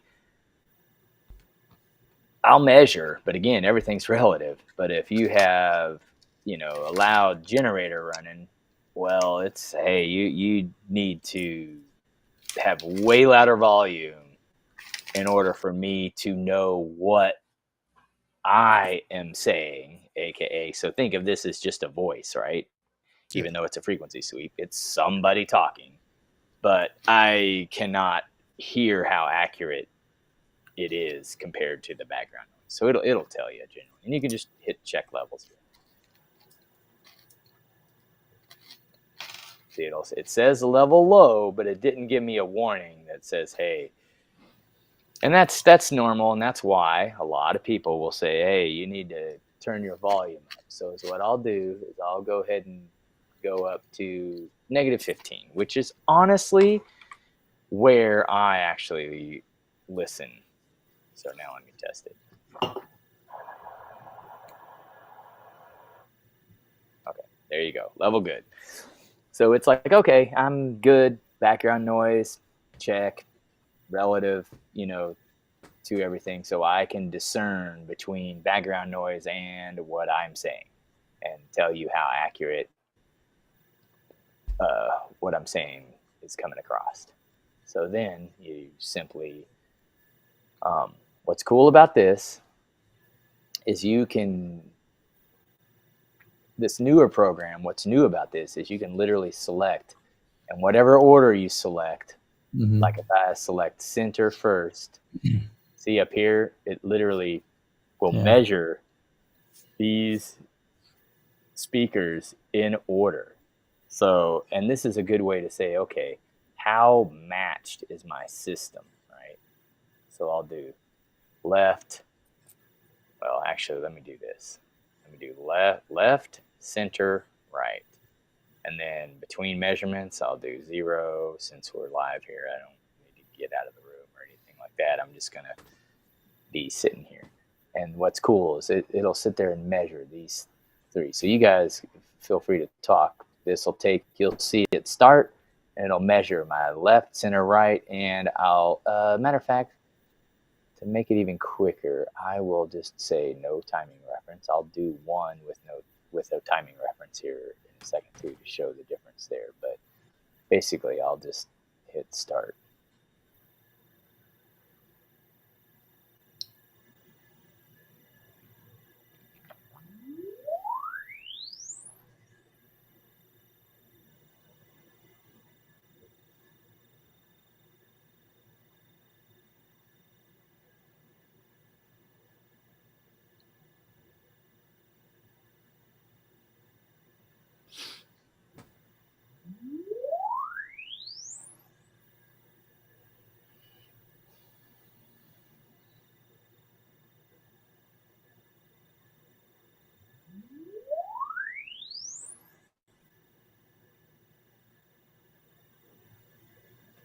All right, so we got our 3 measurements for the left, center, and right. And you noticed at the beginning there, it said that the distortion level was too high. Now, what that is in my case, that if you get that warning, generally something is overdriven. Well, for me, it's this fan that I have running. So, you said your laptop was pretty hot, right? Yeah, I have a fan blowing right here next to it, so it's picking up that in the background. It's like, oh man, what's that? So, because I've never gotten that before, but I'm pretty sure it's the fan. So let's talk about what we're looking at. Your speakers are your left speaker. You have excuse me. You have the monolith towers, right? What model number? These are JBL. Oh no, cinema speakers, basically. Okay. So this is regardless of the speaker brand, right? We're not talking speaker brand here. Basically, this is frequencies bouncing all over the place. All these nulls, these sharp. Like if I zoomed in, let's just say I zoomed in on this.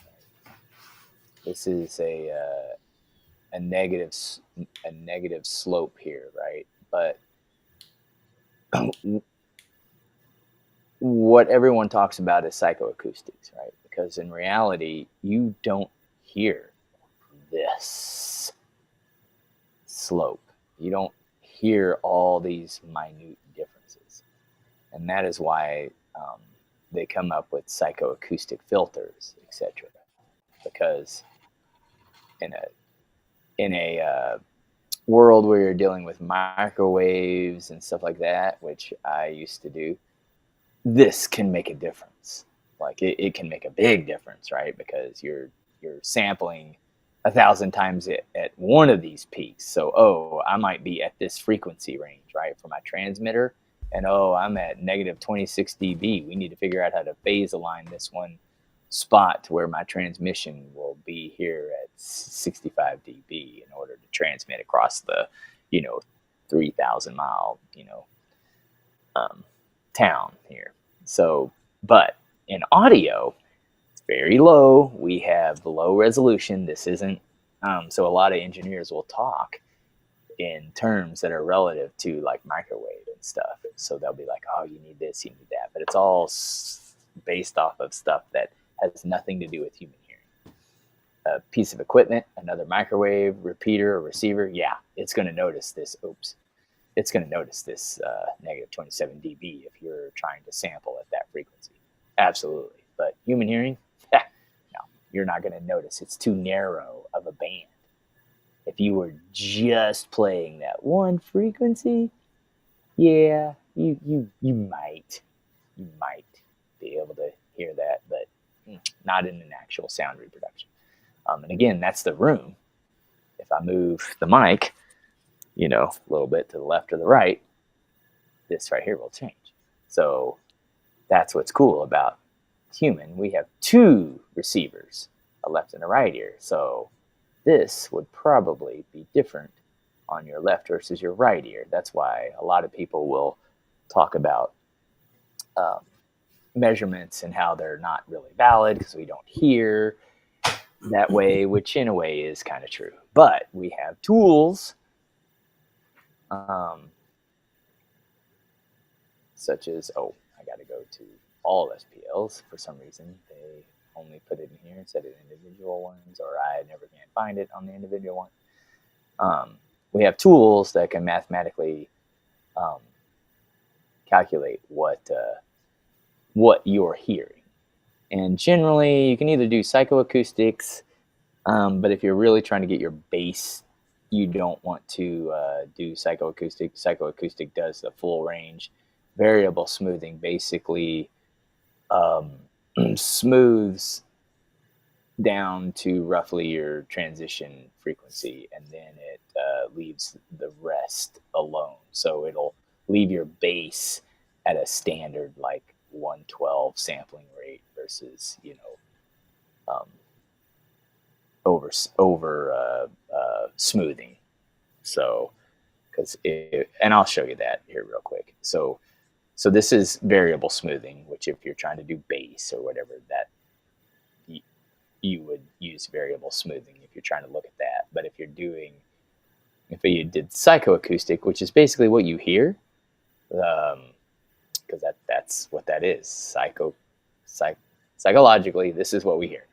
So this is basically, in this case, these are my mains, which actually are going way lower. I don't know why they're going below 80, that far below 80 hertz. That might just be a YPAL thing. Might have to turn the subs off for that. But basically this, you notice the bass right here, right? Like how that smoothed out with psychoacoustic. That's basically that's really what you're hearing. That is why they call it psychoacoustic. But if you're trying to get go ahead. So what we're looking at here on the graph, if you can take that menu down real quick. So what we're looking at here on the graph is your left, center, and right.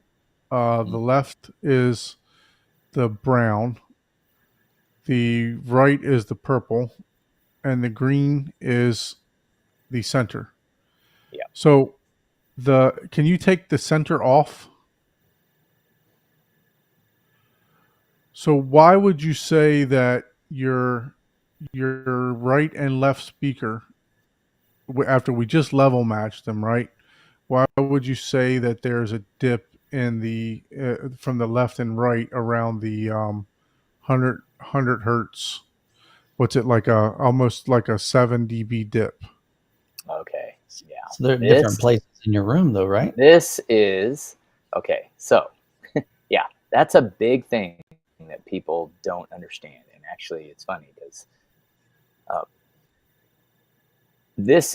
you have a transition frequency in your room, right? And different size rooms, like mine's a little bit higher because I have tall 12-foot ceilings, but normally it's around 500 hertz, right? And this is, and in my scenario, if you're a 2-channel guy, you have to really place your left and right speakers appropriately, because just like Michael had just alluded to, the room is controlling this. There is nothing you can do about this. The room, and you can pull up math, you can Google it, and you can say, okay, what is the length of a 20 hertz cycle, which I want to say it's like 60. That's long. 60 some, 65, 60 some feet, or 80. Maybe it's 80 some feet. It's like 80 some feet. I forget. But basically for one wave, it's 80 feet. Is it 65? Oh, okay. 60 feet for 20 hertz. Okay, so 60 feet for 20 hertz. So that means in order for that sound, for this frequency, and let's just say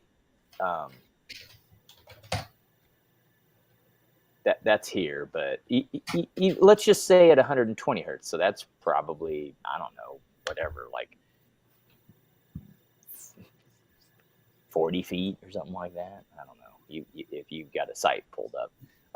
But basically is what it means is that sound is not produced even once at any volume until it goes that distance, which in a room means it's bouncing off of everything until it produces that one volume or tangible audible signal.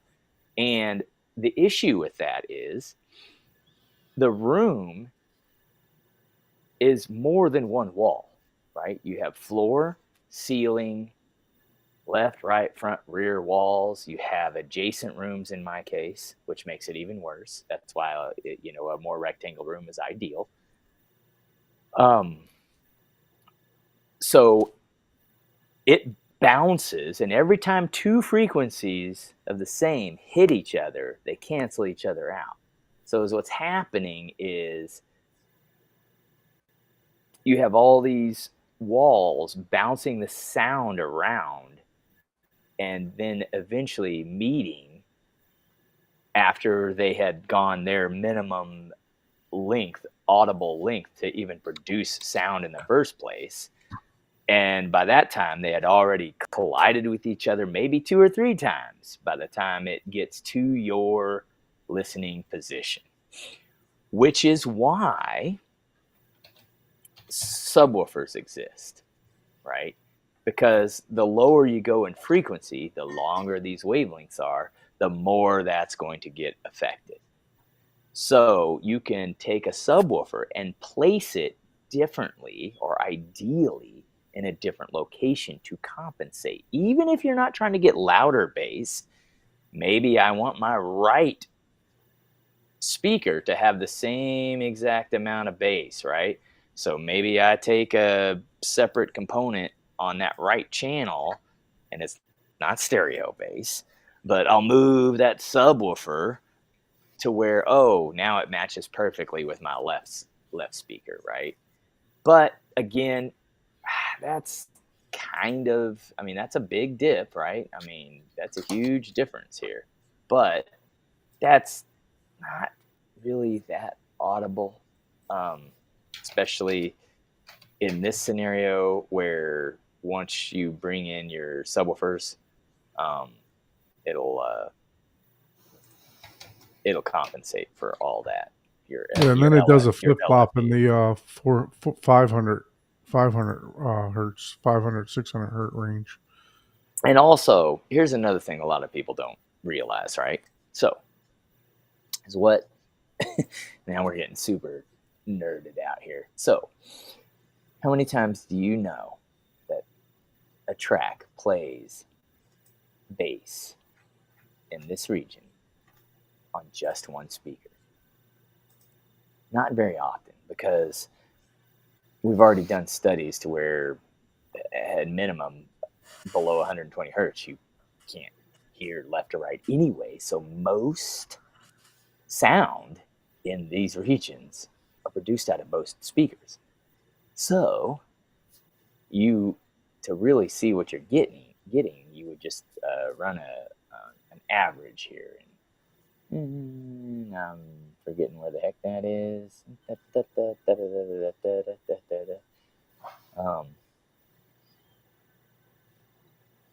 can't even find it. See, There's a dB average right there. Is that what you're looking for? Where is it? That was in there. It's a dB average. It's like the dB fifth one down. I don't know if that's what you're looking for. Yeah, that'll work. That would work. So close enough, right?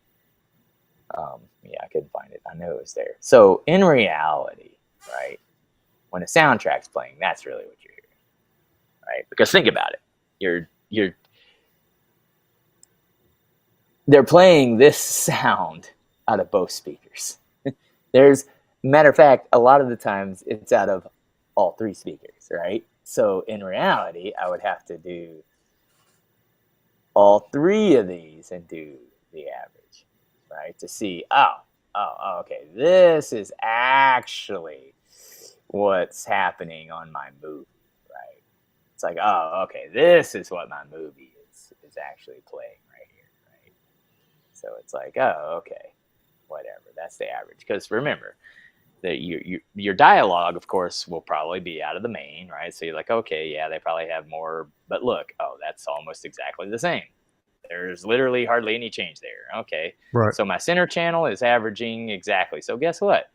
That's pretty good darn sound right there, because even the all three speakers average. So whenever everything is playing out of all three, center channel still has the same weight. Here, yeah, your left speaker, I got a little less than the center channel was even, but hey, it's a theater. And then the right channel, it's now I can tell you exactly why that's corner loaded right there. That is my only corner loaded speaker right there. It is fully corner loaded. So yeah, I get a big old boost for no reason here, but it averages out. So it's not. And for those of you that don't know what corner loading means, that means that you have two walls and the speaker right up against the wall, correct? The two walls? Yes, there is literally two walls within 6 inches or less than a foot. Um, so all those frequencies are corner loaded. Now, if you have a 2-channel setup, you would try to move that further out to where it wouldn't be corner loaded. Maybe you would just get the rebound off of like the right side of the right speaker. But in my situation, that's not optimal. Especially with my equipment And that's I know a lot of people for subwoofers they try to corner load to get more SPL. Yeah. But for speakers, a lot of times they do recommend, like you said, to pull them out from the walls X number of feet. Yeah. And the thing is, you can look at that, right? I mean, that may be good, that may be bad, right? What's better in this situation, right? You look and you're like, oh, I've got more bass here, but in reality, if you want smoother sound, you would go for this one, and then you would just put a filter here to bring that down, and then you would be flat all the way down to basically 30 hertz.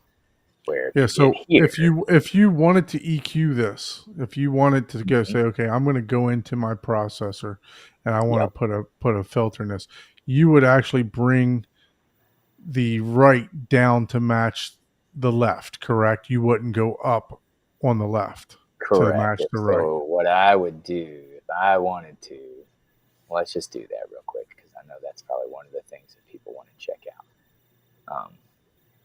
So here's this one, and here's that one. Here's the right one. If I go to EQ, I'm just, for simplicity, I'm going to say that I have a mini DSP, HD, mini DSP 204 HD. Okay, bada. So what I'm going to do in this case, I'm going to select subwoofer just because, hey, I want to EQ the bass. So it's telling me the 200 hertz here. You got the low frequency cut off. That's basically like, hey, I'm not doing anything below 10 hertz. I don't care about that. Me, I'm probably more like 15 hertz all day, every day with a 24 dB slope. So it's like, I don't care about this stuff. Don't even look at it. Don't measure it. Even though in reality, in this particular case, what I would do is, for this speaker, I would say, because this is not a subwoofer, I would say, hey, 30 hertz. Right? And now I'm like, oh, well, that's way up there, right? That's because that's way too loud. So this would be 70. You literally just watch the line there and you can tell it exactly. So what I would do is bring this right down to here. And as a matter of fact, I'm surprised this speaker even goes that low. That's kind of weird. It's only rated to go to 75 hertz.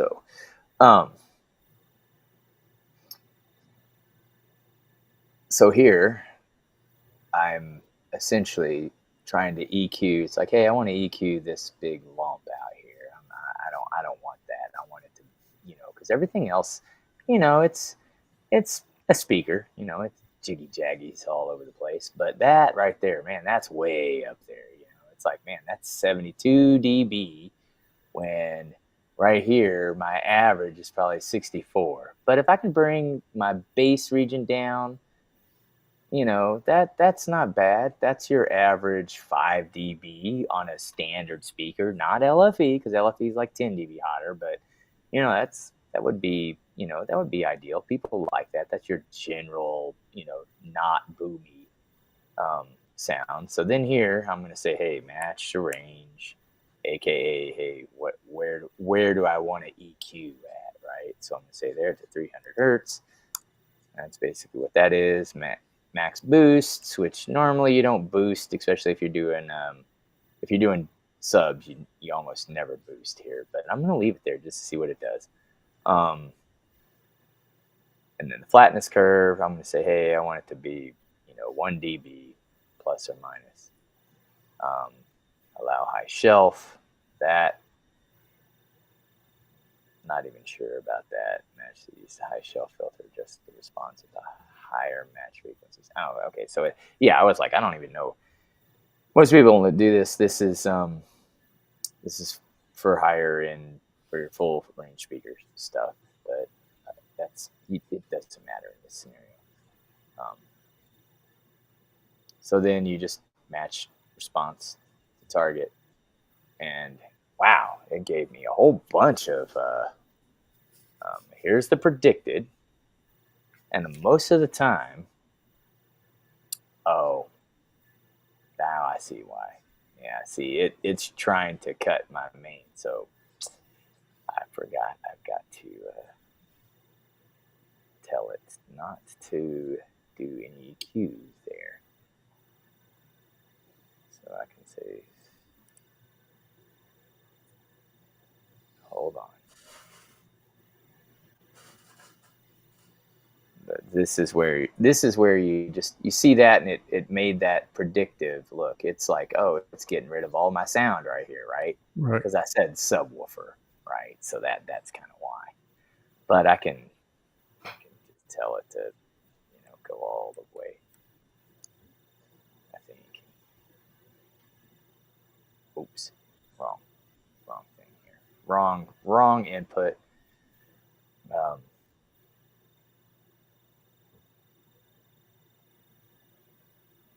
So it's bass management cutoff. It should do that. Low frequency rise.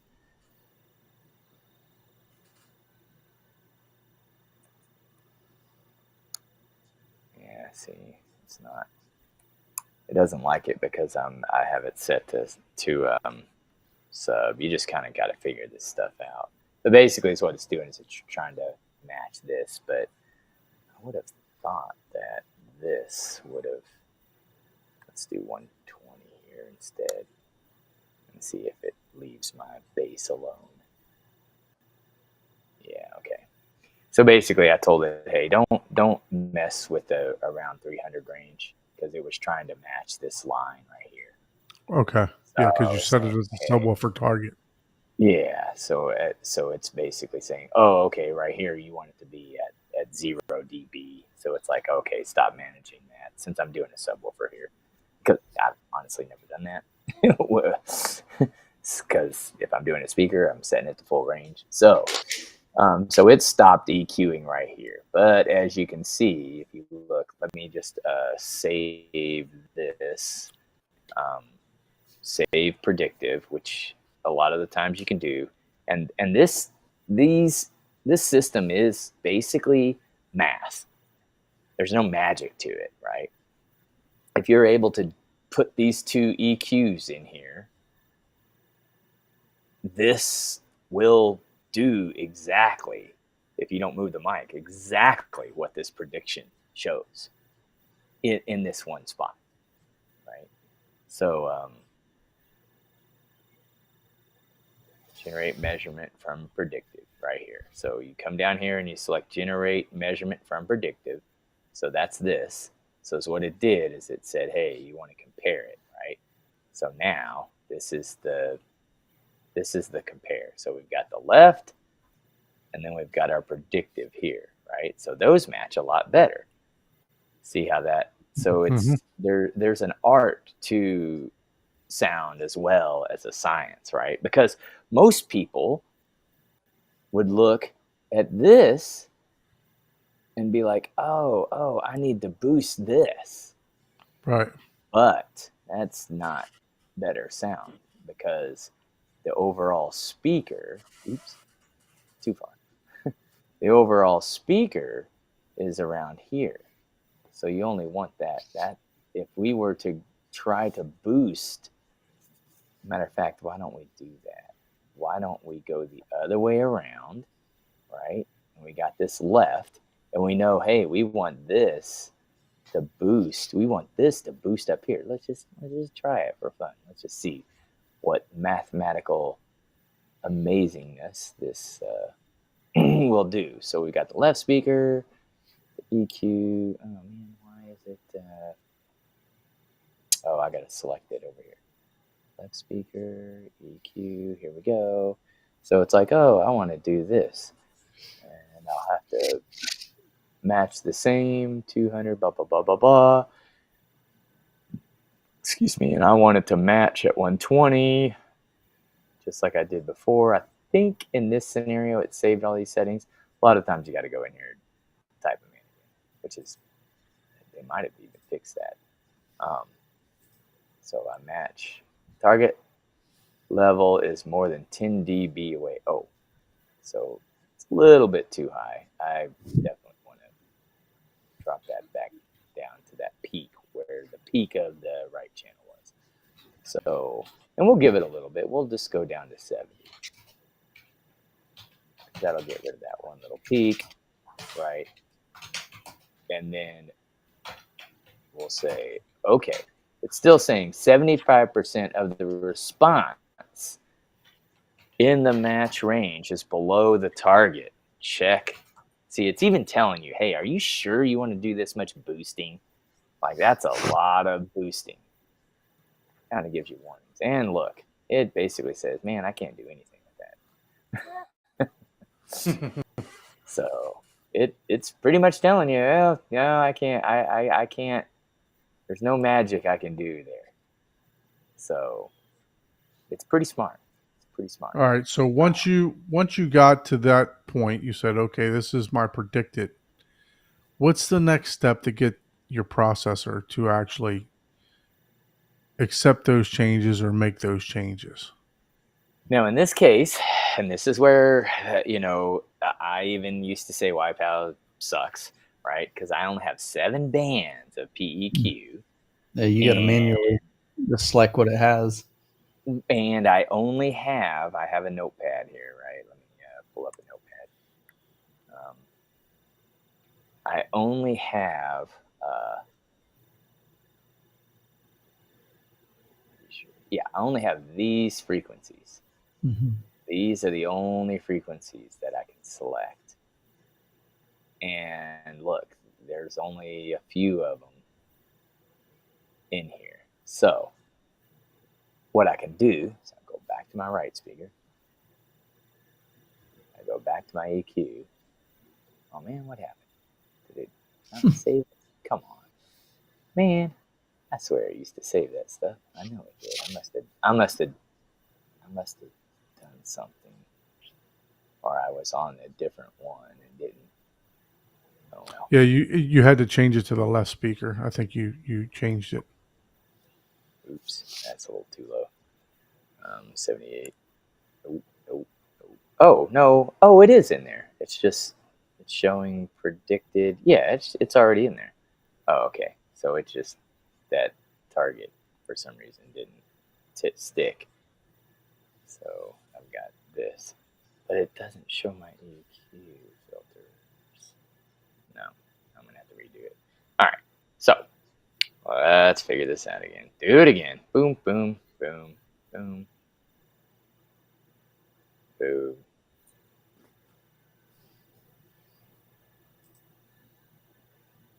All right. Essentially, in this scenario, there is one filter that it wants. I can see it right there. You can show filters, but man, that's just weird. But actually, I think I wanted to do that lower, didn't I? I think I tried to do that lower down to here, didn't Yeah, I think so. I think I did it all the way down. I think I did do it to 65. Or, yeah, let's just do 67. 67, do it again, blah, blah, blah, blah, blah. There we go. There's the predicted. Now let me save the prediction. Generate measurement from prediction. And then let me look. All right, so it wants a 65 hertz band of EQ at minus 5 dB with a Q of 3.3. So here's the messed up part. If you do something like your Advanced Odyssey and all that stuff where you can select each band and each Q, then you can just do what this is telling you. But in my case, in the YPOW, you have to be patient enough to be like, you know what? I have not that. I have, what's the closest frequency I have to 64 hertz over here? 62.5. 62.5. Now, what's my Q? What's my closest Q that I have to 3.3? 3.175. So I have to type in 3.175. And then 89 hertz. What's my closest to 89 hertz? Oops. Let's do the Qs first. What's the closest to 2.4 Qs since I've already got it? 2.52. 2.52. 2.52. Now, does it matter if you go up or down? It's almost always better to go down if you're like in between, Okay. because it's, but not always. Basically, the higher number, the sharper it is. The lower the number, it's kind of like grabs more of a wider range, and you can see that, right? Watch. If you look at the little where the number 3 is, right? Well, 4.5. So again, I'm either going to go. I'll go 5, but if I do 1 and hit enter, see how it widens that little peak there. And if I go 10, look at that, sharpens it up. So I'll do 5.04, which is 505. So I'll go ahead and do that. But now I got 118 hertz, my base. So if I go up here and I go 100, what's the closest? See, I'm not, nothing I have is even coming close. But I can do 125. I'll do 125. 89 is going to be 99.2 in this case, right? So now, here's the thing. Although I didn't get anything near, I'm not using anything that they have, I still have a predictive. And it is still closer. So I'm going to generate my measurement. And now is what I'm going to do. I'm going to delete these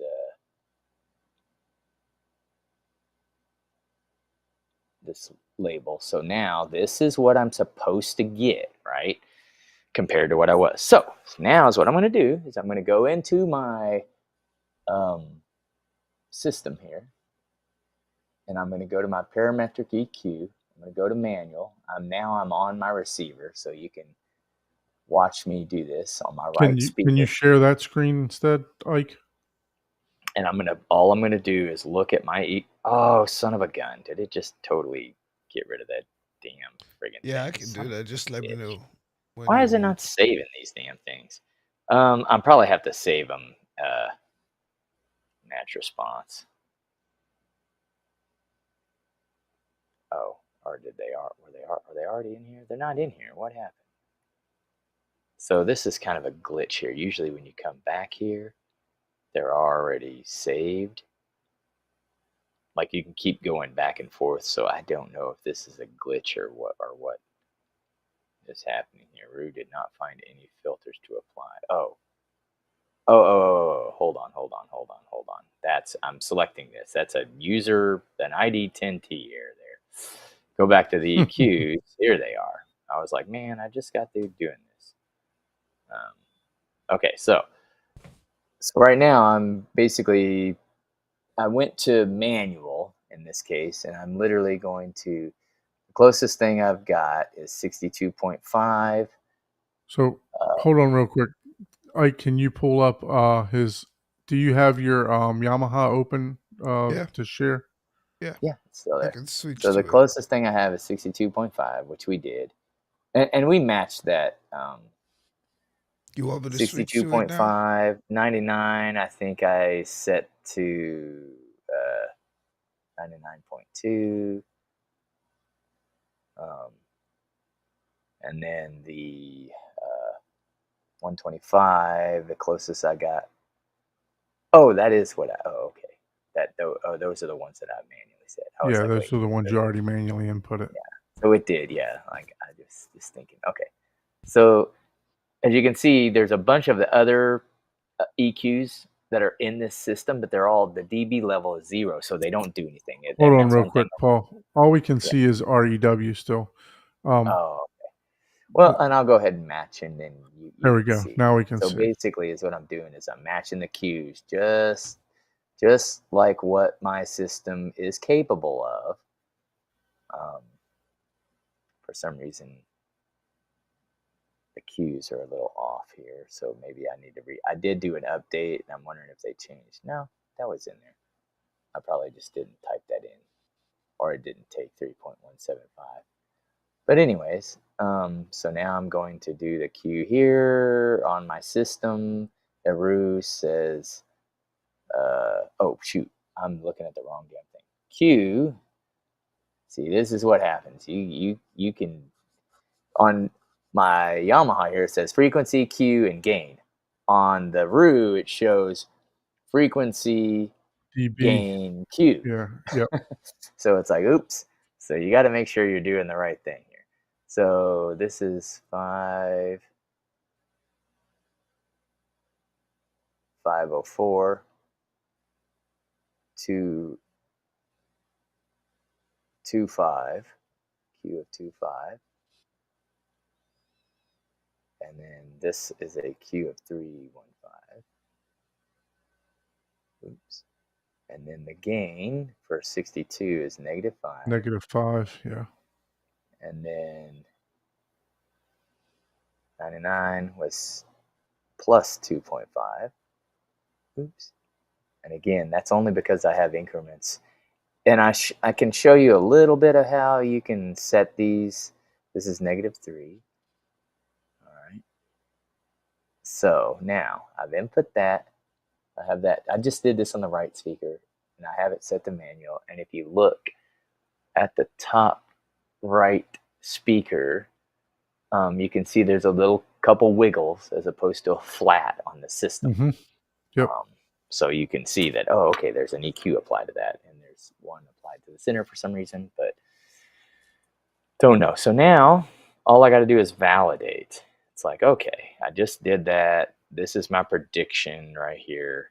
This is what I'm trying to get to. So is what I'm going to do. I'm going to All measure. right. So go back to the other screen, Ike. I'm going to go to the right speaker. Instead of doing sequential, I'm just going to do one measurement here. And here's my right speaker. I selected it. I'm going to hit start.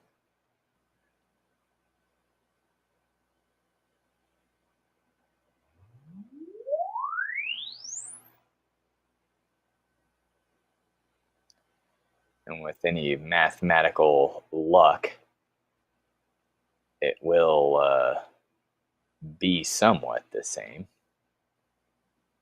Did I apply psychoacoustic? No, it didn't.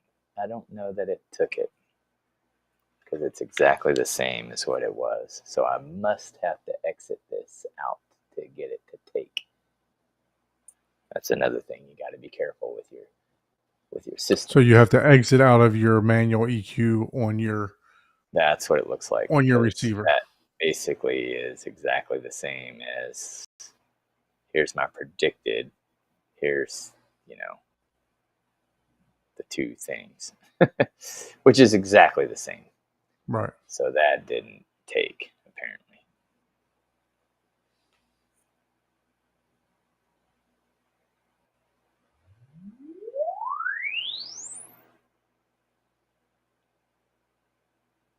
Oh, it doesn't look like it's doing anything with this bass. So is what I'm thinking at this point is this signal here that I'm getting is a mix of, and see, this is where it gets complex, right?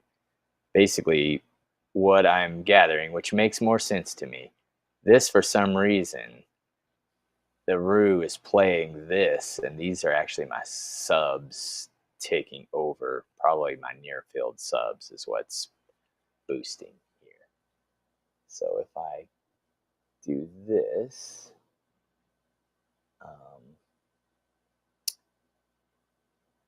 and that's what you got to figure out, right? That's why a lot of people say, oh, this is super easy, right? It's like, I just did what should work, essentially, right? Right. Because it's science. But, oh, wait, no, those are actually my subs kicking in for some reason.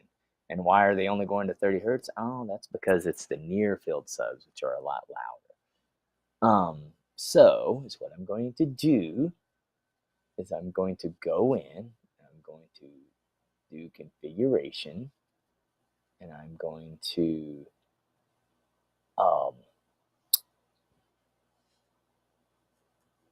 oops. Now, if you turn off your subs, there is, if you turn your subs off, it will disable the ability for your mains to have a high pass filter. So you either want to physically turn your subs off, or you can go in and trick and just, turn the subwoofers down, like all the way in the processor. And that's what we can't see that processor screen. So Yeah, yeah, and that's that's what you what did. I'll probably do. So let me. So do you think your subs are actually getting a frequency from the Well, whenever you play or are they just acting as radiators right now? no, they're getting a frequency because Okay. that again, that would just be my near field. So they only play like they play even with your speakers, right? Instead of the generally speaking, you do a 5 dB bump, which is kind of what these are, right? I mean, you're like here or maybe more actually. But these are the near field subs. So it's what I'll do. Again, this is learning here. And it's what you would have to do on your system. You'll look and be like, oh man, what's going on? Because when you play a signal, if you have subwoofers, it plays whatever goes through your mains through the subs and the mains. And if you have them properly placed, but for some reason it's not picking up my front subs at all, because normally that would go down to like 20 hertz. But or actually, it might even be the fact that since I have my EQ off, this is way boosted in my sub range. So, because I have everything set to through. But is what I did just now, since I literally applied those filters, right? And I was like, oh, it didn't change anything. And it's like, okay, so that must mean that it is definitely that's playing through the subs. So I just basically turned the subs down to negative whatever. So what I'm going to do now is I'm going to run another measurement here.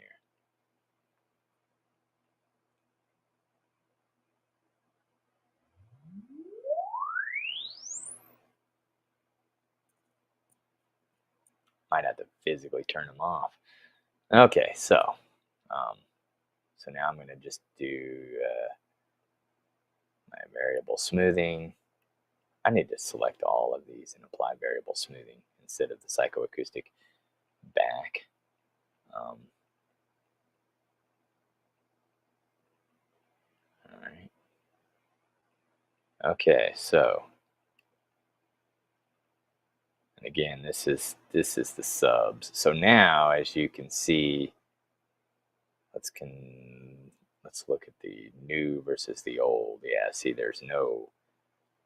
That makes more sense to me, because I was like, huh, that doesn't make sense to me. Why these go down to 30 hertz? Because they cut off at 75, and they do. So essentially, now there's really nothing to do. And of course, I have that dang EQ on, so that probably messed it up even worse. So you really have to be mindful of how how your system is, where you have your system set. Don't know that anything was changed in that scenario, as this is higher.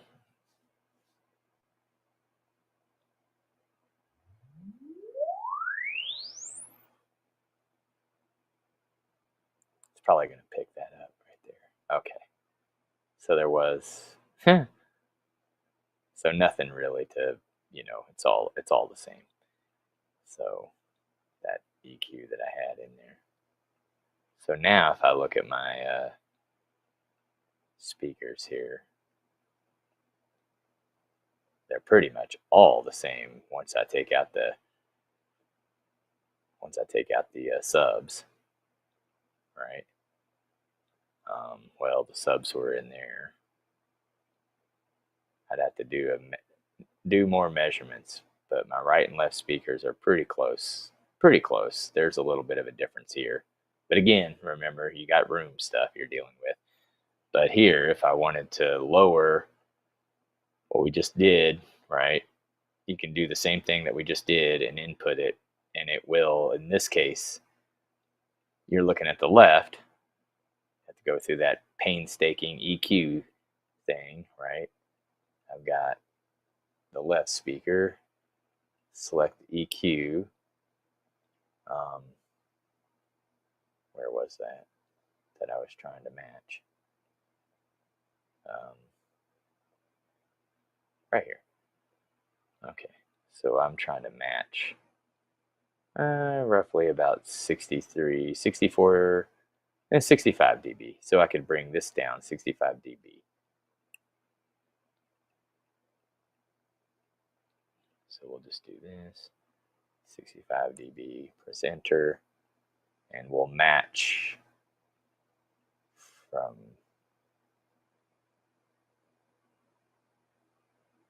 that still seems like a subwoofer to me though. Oh, that's the old measurement. That's why, with the sub. So that's what's annoying about all this. You literally can spend hours doing stuff on here. So let me just remeasure.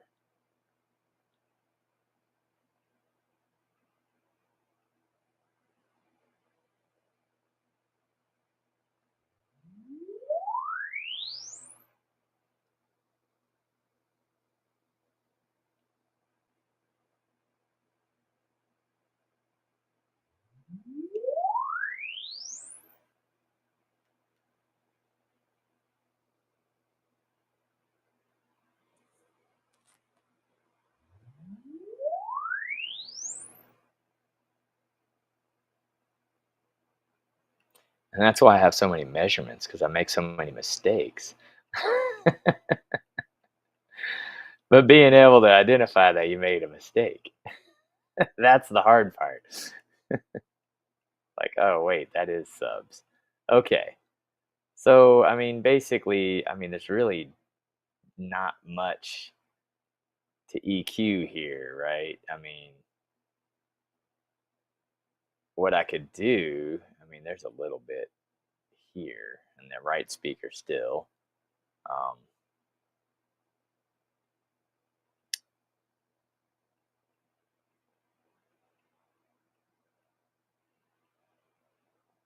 So is what I'll do. So I'll see if I can't do exactly what we were just saying, but this time with. So get rid of those humps there, if at all possible. Your lady humps. Yeah, maybe not. And again, you're chasing something in this scenario that, honestly, you're probably not going to audibly notice the difference. Yeah, the main purpose is just to have somebody be able to, look at this, say, hey, I need to correct something. Here's a predictive situation. Okay, so but again, oh my goodness, 7. See, I don't even have 7 EQs. See, I can't even do this because I only have 3 base EQs that I can apply in my system. 3 of those EQs are base. The and 4 of them are for the high frequencies, and it's wanting like all those EQs. And look at the Qs on that. Oh my gosh, that's insane. But let me. So if you had a Denon or you had a Marantz or You would be able another to input. Well, that's with the Odyssey, whatever the fancy. auto EQ, the $200 No, you would add-on. need the advanced Odyssey. The $200 add-on, I think that just gives you the ability to change the target curve. I know you can do. I purchased it a long time ago, but because I have a Denon, but it's you wind up you can do curtains and all kind Yeah, of stuff with it. you could. So Yeah, just basically this over here. But again, Rue is showing you. It's like a third-party verification, right? It's like, right, hey, I'm Denon. You set a curtain. Yeah. This is exactly what it is. Here, I'm going to show you how perfect I made it look. Rue just says, hey, I'm a tool. I'm measuring frequencies. I don't know what you're using it for. You could be using it right. to measure the. You know what I've used? I've used this to measure hum in my subwoofers, because sometimes you don't hear like that ground loop hum, and I'll sit Mm-hmm. there, monitor it in real time, and flip my polarities on, or unplug one subwoofer at a time and be like, okay, no hum, plug in one, okay, no hum, plug in two, okay, no hum, plug in the third one, oh hey, I see a 60 cycle hum in my graph here. And so then I just flip the non-polarity AC outlet plug, and boop, all of a sudden the hum's still not there.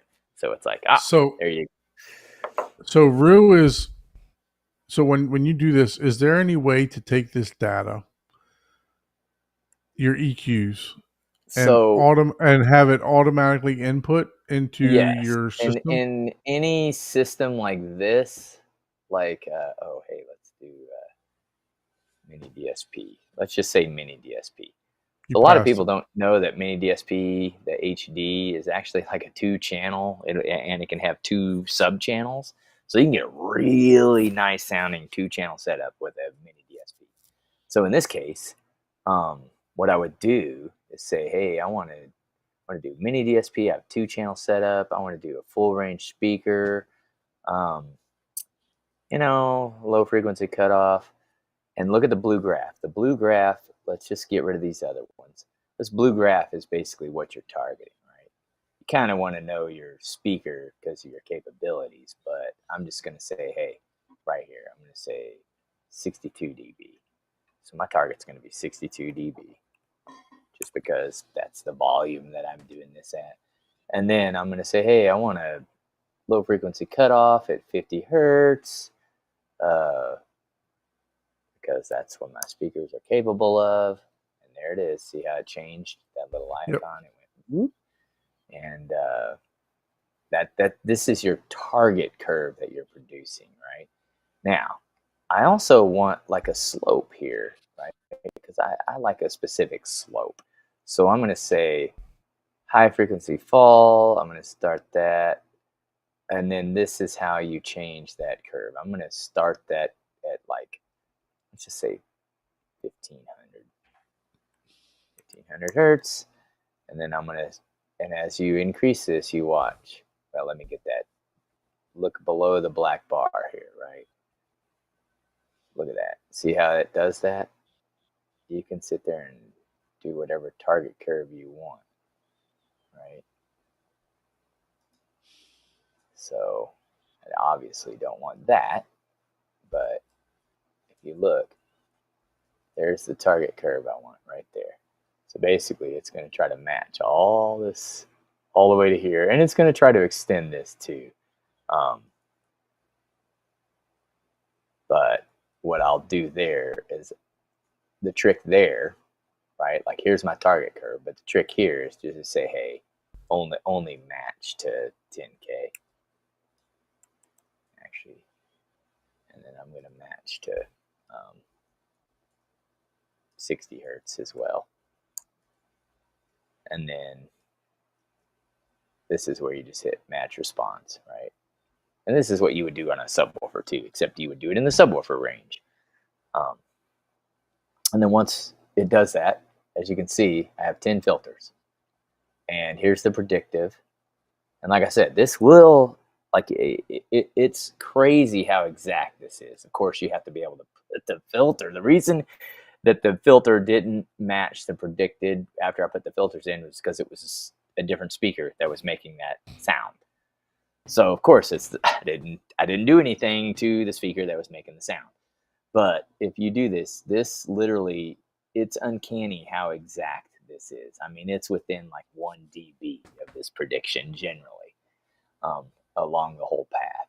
So in this scenario, you can see the EQ filters, you see what it does, you can manually enter them. We just went through that. And if it would have been in the right So, speaker. is there any way I can automatically, Yes, that's where download I'm that? going. So where you do next, if you want to save that, is if you have a system, and this is based off of the system you selected up here. So you would go down here, and you would say, hey, save filter coefficient file. So you would do this, and you would say, okay, test, or name it something, test, right? You would just name it something, right? And then let me change this to my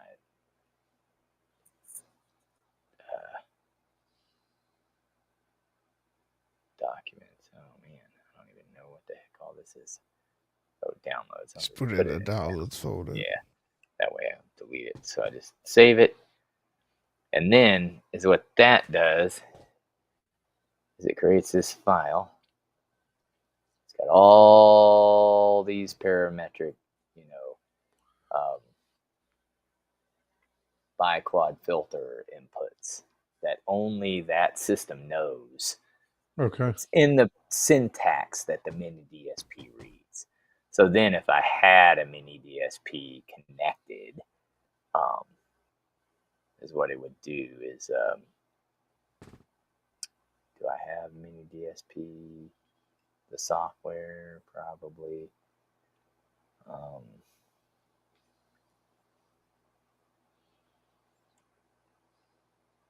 I'll just open it up for showing sakes. I don't know that I can load it or do anything with it, but basically I would go in here and I'd do file and I would load.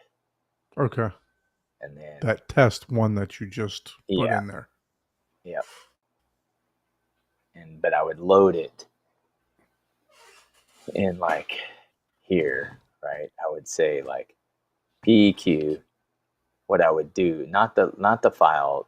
That file would be for a full set, but what I would do is I would select import. This is for the individual speaker. Yeah. I would say import, and I would select that file, and it would import that. Okay. Into this slot, and in this is a little even more advanced because you gotta map your inputs to, like I might have a left speaker, a right speaker, a left sub, and a right sub, right? So then I would just measure my left and right, and then I would, go to my outputs, and I would say, oh, okay, you would label this, and then you would say, okay, I want to import that PEQ filter right there. See how that one, this particular one has nothing in it, so I would say import, and I would say, all right, where is it? Downloads. Yeah, at the top. And then let's go date, modify. Why is it? It never has a date added. There it is. Date added. Keep going down. Fourth one. Here it is. All right, open. So then it loads all that instead of manually inputting it. That's what's nice about an EQ system that's on the RU list. It literally just It just input all that data for you. That's Which is awesome. very, very, very nice. Yeah, and you can do So the same thing. That's the nice thing if you're trying to manually do things. Is certain apps will allow you to do that. It'll create these biquad filter files that'll match whatever your system is. Right? I think even Magic Beans will do that. yeah, that's For exactly a what I was lot going of to the say. Doesn't Mercatons. Magic Gene do this for you too? Yeah, it'll do this similar stuff. So the question I have: how do you know what you did is right? Isn't the You would everything there measure. is You would subjective, right? measure. You would measure again, and it would give you this. Um, It'll it give would you give to the you this target chart. that you think that Yeah, you yeah, want to yeah. hear. You would measure again. So is what you would do, right? In this particular scenario, right? I would say, hey, save generate measurement from predicted, right? And then I would measure again. I would hide all these other ones. I would say, hey, that's my. I forgot which one I just EQ'd. I think it was the The right one. right. I mean, yeah. Right. So then I would select the right one, and then I would look at this one versus the right one, right? And I mean that's a that's a noticeable. I mean you would see that, right? You would see like 100. You Yeah. would see So would you 75 say dB. the ideal for home theater is to try to get, from what I understand, most people try to get their speakers to be flat. Yeah, everyone tries to get them flat, which again that's all relative. But yeah, this is the um, So if you were your EQing group. your subwoofer and you wanted to add most people, you're not going to most people don't try to EQ their subwoofer flat. They actually want it to bump, right? 5-10 dB in the frequency range from 20 Yeah. hertz So is what you all the would way do up. in that scenario, right? If you're going back in here, right? Let's just pretend, right? Now, that's your house curve that you want. We Hmm. right now have a flat house curve. So let's just say, hey, we want that thump right here, right? So what you're gonna have to do is change your house curve, low frequency rise.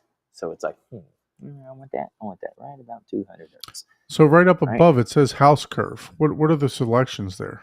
You can import a house curve Oh, import. Okay. after you create one, so you don't have to do this stuff. So it's what I'm doing now is creating one. Say low frequency rise start 200 hertz, low frequency rise end. Well, obviously 50 hertz.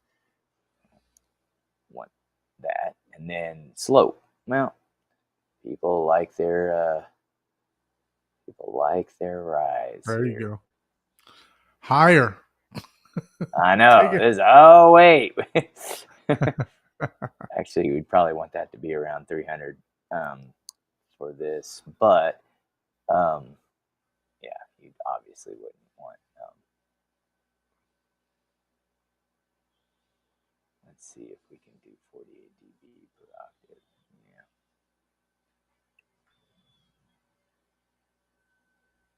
So this would be here, and then of course, as you can see,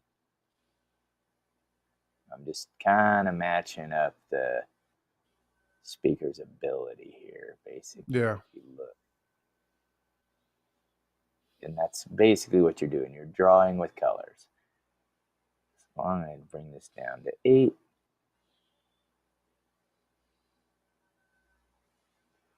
Set that to 200.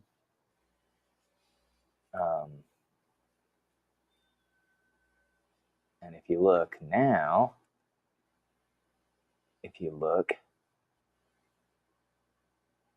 we're just matching, and I Yep. can, And that's your target curve that you're looking at. yeah, that's my target curve. So I'm going to boost it up even more here.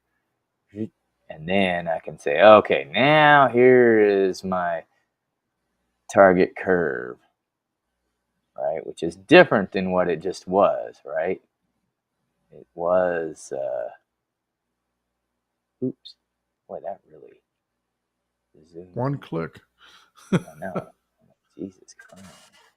One click went all the way out. Now I got to click 15 times to get back. Okay. So that's, as you can see, now I've got a totally different line. And I can unselect this, right? Let's get rid of this old one. So there's my target curve, right? That's your, Yep. and that's this right here, this target curve, that's preference. You can make that now. The only thing I would suggest, you kind of match the capabilities of the speakers. You see how in my case, let me zoom in here and I'll show you. See how I'm following the line, right? I'm following like, hey, here's the mid level. Yeah, there's some below, there's some above. And yeah, you can boost. You can boost a little bit. No, everyone says, oh, don't ever boost. You can boost a little. You can boost a dB or two, right?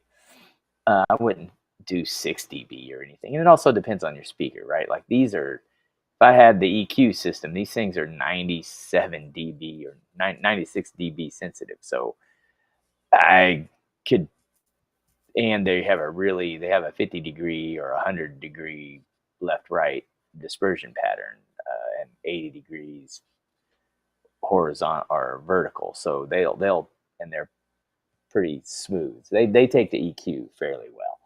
Yeah. So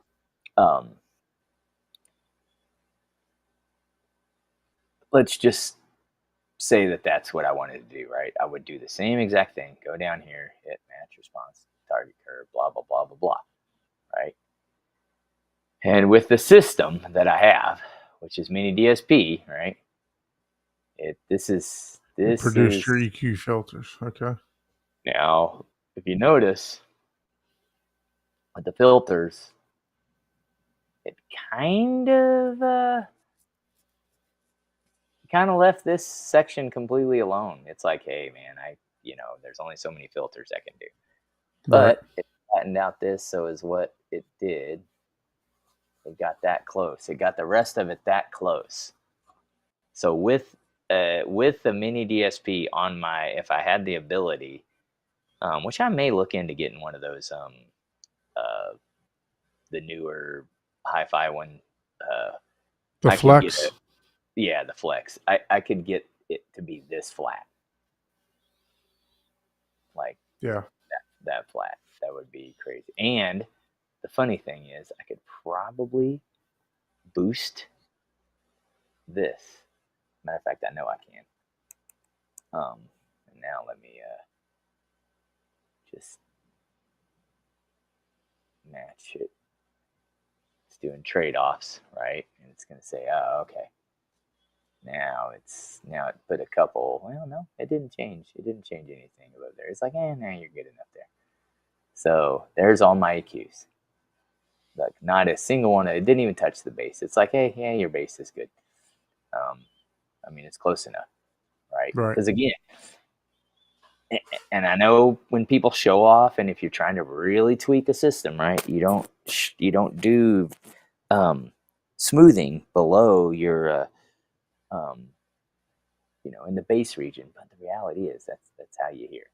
So you got to take everything with a grain of salt. So if I really did this, apply variable smoothing, I should have taken that off of my predicted one. That's you don't want to do that on your predicted one. You want to, well, oh no, that was something. Yeah, that was my predicted one. So, so if I do the psychoacoustic smoothing here, and again, no speaker is perfect. Right. If I spent another $100,000, I think this line would be, maybe a little less squiggly. That's all. So That's what 100,000 gets you. Is a less squiggly line. it would. It would be pretty. It'd be pretty less squiggly. Well, and this would go all the way out to here. Like, you know, Well, even the what T6s, if I you had think the would go. SVS speakers? You'd be up to what?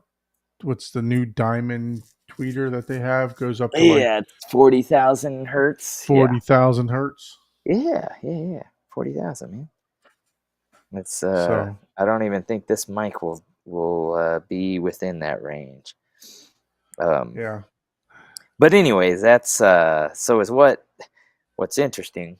So right here is what I'll do is I'll show you what.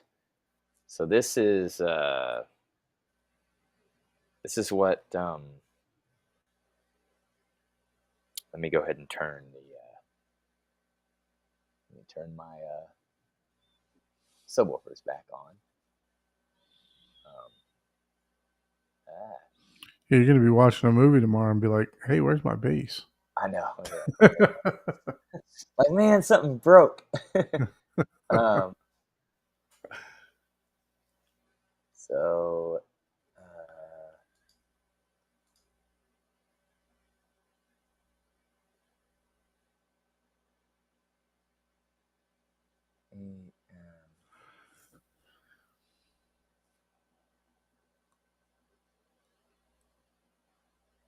So essentially, your auto EQ, your room correction, that this is what your room is trying to do for you, right? Yeah, this is what your processor or your auto AVR is. correction, yeah. So what I'm going to do is I'll show you what the difference is, right, between all these.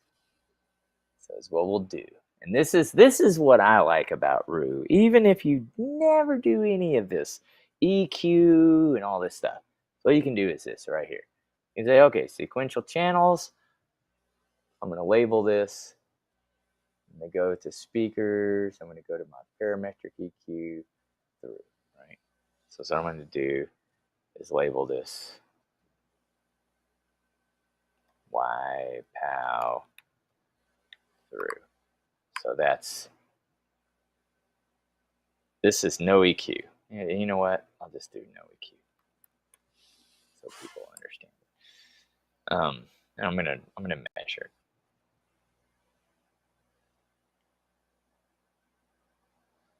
So right now you've turned YPOW off.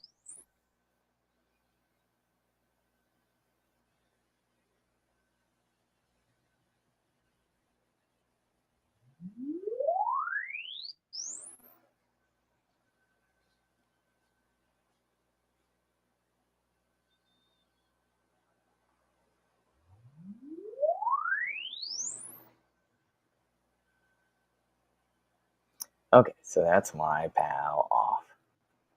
So I'm gonna go here, apply the psychoacoustic smoothing.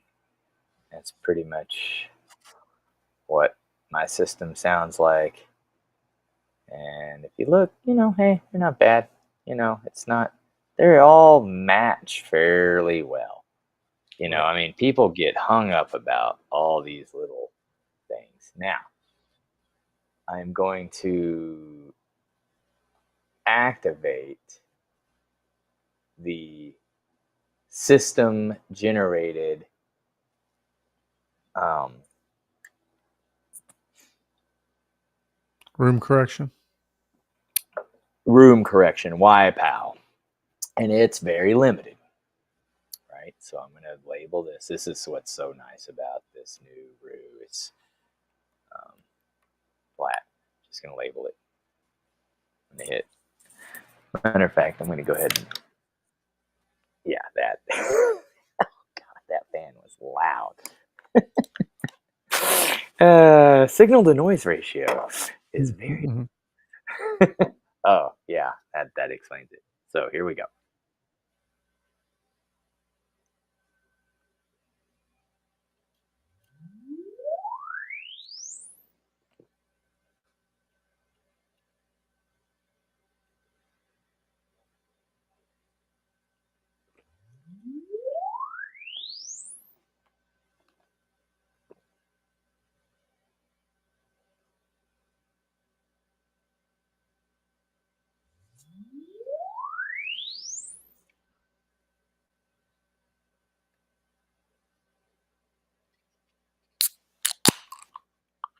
Uh-oh. That sounds like another one being cracked. That means we still got an hour to go. Are you kidding? That's my downtime beer. We're cutting into my downtime beer. Just All wake right, me. so I'm Wake just me up messing when with you're you. done. so Just now, wake yeah, me right. up when you're done. So what we're gonna do is we're just gonna compare the difference between the EQs, right? So that really didn't do much at all on that, believe it or not. Let's see. In fact, I don't think any of these did anything. So I'm gonna have to. Oh, this one I think did. Yeah, this one did a little something, but not much, right? I mean, it just increased the. It just leveled the higher frequencies. Oh my god, I hate that. Yeah, to make it a little bit more flatter. Yeah. And then let's check the left one. Did it? I wonder if the left one did anything. Oh, a little bit, but not much. Not even worth. Like that's basically the same sound. You'd hardly Yeah. notice. But the right one, yeah, roughly. So the the same. conclusion is YPAL's not doing nothing for you on your front, left, and center speakers. Not really. It. I'm hearing something in the background that's really got my attention. I don't know what it is.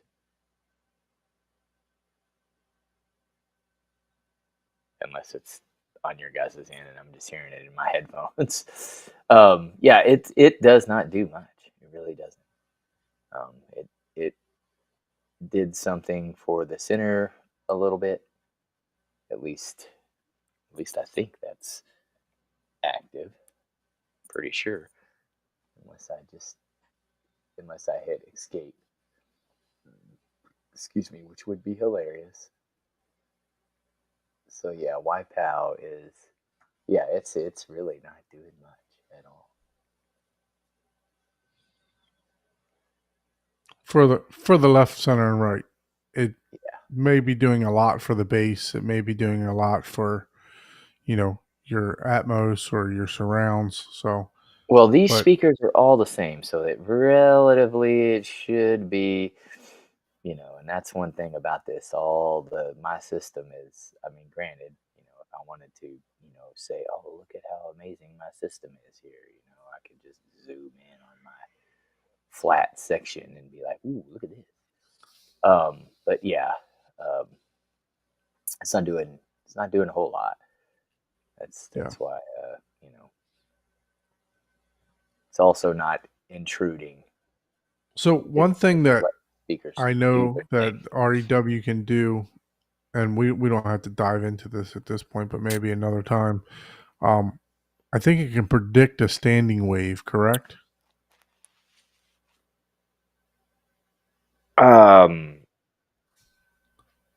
Now, No, standing wave is like a suck out for your subwoofers. it can't predict well, yes, I guess it can in the room. It can predict close if you have an ideal room. There's a room sim in here, and that I'm assuming is what you're saying. So Yeah, if you have yeah. 10 foot, you're sitting at this position. I have a left speaker, I have a right speaker, and I have sub 1 and sub 2, right?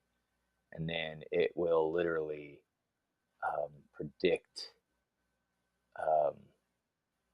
based on the room what suckouts you'll get. Yeah. This is a good tool if you have a standard room. right? Like this is saying a 10-foot ceiling. I haven't opened this in this one, so um, let's see. For me, right, I have sealed subs that only go down to 20 hertz at best. And um,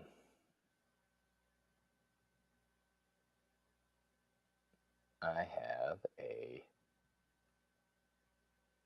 8-foot or I have a 12-foot ceiling, but it does not account for open concept rooms. It does not do the math for that Right. at all, right? So basically, if I had my room and it was sealed, I would have crazy amazing bass if it was sealed. Reality is, I mean, my room is like, I mean, it might as well be, well, first of all, my room is 17 feet wide by 28 feet. Oh, and look at that. Look at that little suck out right there. And Mm-hmm. I actually do have a suck out right there. So, that's, so it does predict that stuff. And I am sitting, 15 feet away? 15 feet away. And then I think I have a couple subwoofers. You can add more subs. But unfortunately I have, see, here's the thing, a lot of people don't know this, near field subs can actually do more damage than good. Especially, see, I have them ported. Mm-hmm. So I think you can rotate this thing. I think that might just be for looks since bass is non-directional, but I do it anyways. And see, now I literally, it's not really gaining me anything, Right. but you know. Yeah, I mean, if you add a subwoofer that's out of phase, or it could actually, like you said, be detrimental to your system, to your other But see, subs. look, this is crazy how like sub 3, this is why integrating subs is, the more, if you do 4 at the equilateral, like front left, front right, rear left, you're gonna get even bass. You're not gonna need any EQ. Like, matter of fact, I'll just do it, right? Because again, this is just math, right? There's no secret sauce here. People think, oh, it's, you gotta do all this stuff. Nah, this is why this is a free program. There it is. I mean, that anybody would be happy with that bass. I mean, and you could EQ this, little hump there, if you wanted to. But a lot of people would be like, "Oh man, that sounds amazing! It's hard thumping bass right there." Now, if again, I can move the subs around right in real time and say, "Oh, what is this one? What are they doing? Oh wait, see what I did there? Sub 4 is inverted. Let me change that. Boom. Oh, there we go. Look at that. Just by inverting that one sub, look, the whole frequency range dropped. So yeah. So when you, depends on where By you get, inverting, you mean changing switching the positive to polarity, negative? switching the polarities. Yeah. Yeah. Which is like, it's phase. It's 180-degree Mm-hmm. phase. Is what it is. Yep. It's not switching the polarity, but yeah. So that would be, so this is kind of the setup I have actually right here. And here's the other thing. You can give it the crossover, right? You can say, oh, maybe I want to go 50 hertz or 90 hertz. Maybe I want to go 90. Maybe I want to go higher.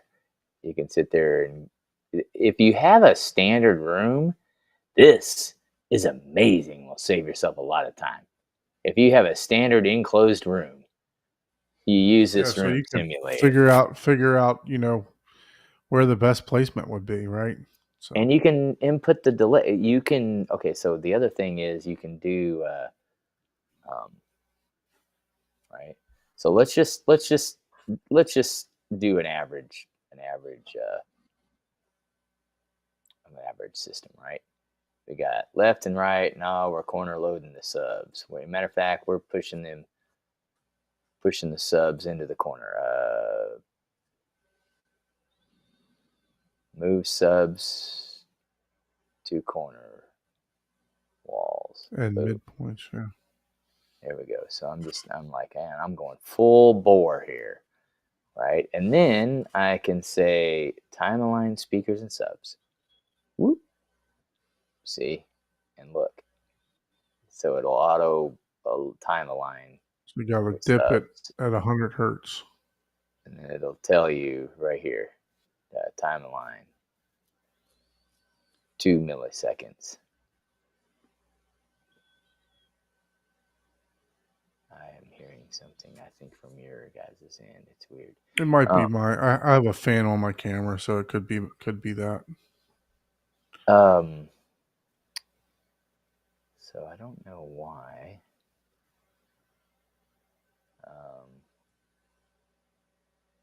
Oh, yeah, something's, yeah.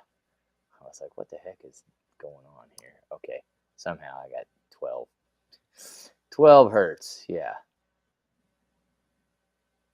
And I'm doing 80 hertz crossover, and then I've got,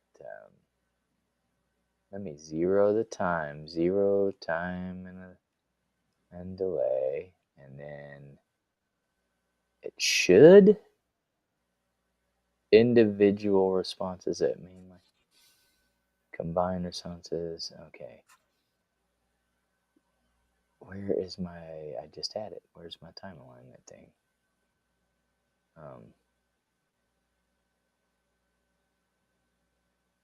I don't know why. Oh, here we go. I was.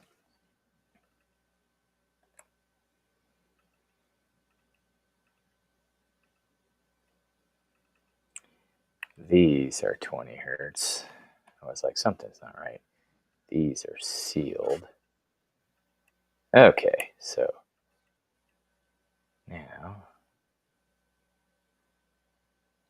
I am going to tell it. So even though it says sub 1, sub 2, that's actually your front, left, and right. No, I have a left and a right speaker in here because everything's Okay. relative to your right speaker. Okay. You have to tell it where to do. Now, technically, I'm actually right here. Like my system, I have my subs in here.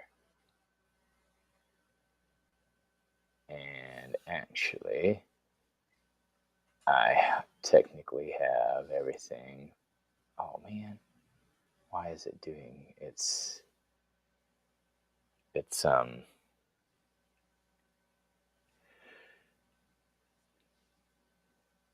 align subs individually. It's not.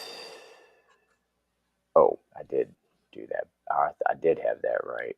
Yeah, that's what I was wondering because you had. But I do have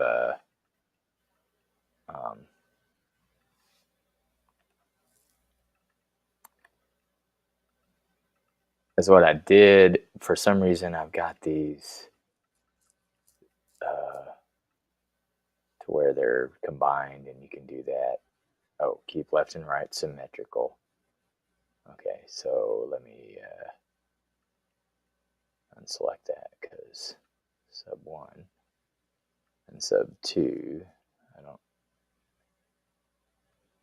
left and right. Okay, so I've got sub 1 right here, and I've got sub 2 right here. That's and you got a door on the left hand side, so that's why yeah, you that's why are moving it like that. Yeah, and then I actually sit over here. Yeah. So my front, and it's pretty flat. It's my near fields that cause that extra boot bump in the 30 hertz, but that's your punch that people like. Can you move the seating position forward and backwards so we can see what the dips look Mhm. like Yeah, if you're going? so if you were to sit against the back wall or something, man, you would well, in the kitchen in my case, Yeah, and people on the have counter. noticed that. Yeah, if Don't let people are anybody watch in a the movie from your counter, Paul. dude, people they're like, "Oh my god," because yeah, they hear like super low frequency basses, but it's annoying. It like in the other room, it's like, "Oh god." But for the most part, the way I have my sub 1 and sub 2, there's really not a bad spot as for the main subs. Well, right here. See, there you go.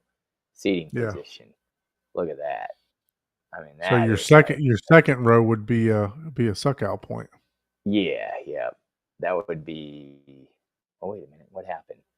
Did we change? No, that's 18 feet away. Yeah. So Yeah. yeah. Back there, you'd have a suck out at that position for sure. At Yeah, that yeah, and that that is just a room simulator. It is accurate if you had the exact dimensions of this. Now right. remember, everything in your room physically that takes space interacts with it. So if you had a fireplace, that's a cavity. So it's not going to be exact. But Right. if you just happen to put yourself into a perfectly um, and the other thing is this room is sealed. Now watch what happens when you have a standard room. Oh, I have a door. Whoop. Right now things change completely. There's like Yeah. hardly any spots that it's like, man, I got to be exact Well, your now. open air acts as a bass trap, right? So you just Yeah, because yeah, it's not yeah, bouncing, exactly. your whole back, Exactly. Yep, it's it a just suck acts out. as a big Yes, bass trap. exactly. All your open hallways and stuff like that. That think of that like, you know, you do sound absorption for your high frequencies, right? But people will say, "Hey, I've got this opening. What do I need to do on the right side to make it match? Because I don't have an opening over there." You put a gigantic absorber because the open airway is an infinite absorber, Mhm. and that's that's it's kind of hard to deal with that stuff. And see, even me, right? Like my room, and that this is pretty close. It really drastically goes down. So that's why I do the near field subs here. I do sub 1, sub, right, and I have these near fields, and I go boom, boom, boom, yeah,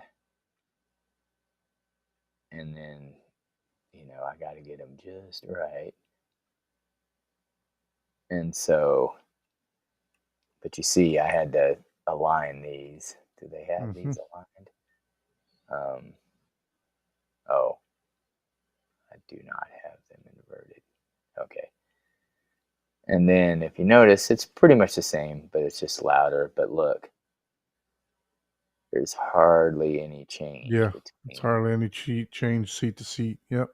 Yeah. I mean, if you're sitting over here in front of You did this, get a these suck are out. the, Just so you guys know, the suck out that we're talking about is a drop in volume. So the left side of the graph is volume. So move that head. You move the head all the way over to the left again. yeah. So right here, if you were standing, which you're not going to, because this is the walkway. Right. Oh, well, shoot. Hold on. There we Now go. you can see that at 20 hertz, you're getting a big drop off, and even at like 57 hertz, you're getting several dB drop off, and that's what's called a suck out. So Yeah. you may go to somebody's room, and you may stand Now, in the back. You may stand in the back, like Paul showed, way in the now, back, and you I get will a tell super you boost of bass. this type of suck out, let's see, like this is less audible. This is really audibly you're hearing right to about here. Yeah. This little peak, you're not hearing the little peaks and valleys. A lot of people want to say you are, but I mean, just it. And Yeah, that was even only a this, span of like what, 5 hertz between the two. like maybe Yeah, two. Yeah. So, I mean, you're not gonna now something like this, right? This is more what you would want to like, oh, I need to start moving my subs or something like that, right? If you're, Right. let me see if I can find a bad spot. Again, this is a ideal room because yeah, here we go. Like, look at that. I mean, you're basically, 30 dB. this More right here is what you would be looking at right here. You're like, oh my God, like this is 20. This you would notice. You would notice that for sure. Anyone that listens, like you would notice that. Like you wouldn't have to be an expert. And that's the thing. That's kind of how I am. I'm like, there's people talk about golden ear and all this. It's like, look, if you had to train yourself to tell the difference, it means you can't tell the difference. Yeah. I mean, it's like, can you tell the difference between, specific tires on your car when you're driving? Like an average consumer, if you put them in a car, they would not be able to tell you, except for maybe the noise, the road noise. You would not be able to tell the difference in the tire treads. Now, if you put an IndyCar driver in there and he's going around a track, they're going to notice. Yeah. They're going to notice street tires versus, $2,000 tires instantly. So it's like if you are, just enjoying your experience, a lot of this doesn't matter. But in this scenario, yeah, this is where some of these tools would help even your average consumer. Because yeah, you would notice that and you would be like, oh man, Yeah. what do I need to do? Because The rule of thumb here, seat. don't sit somebody in the aisleway. Yeah.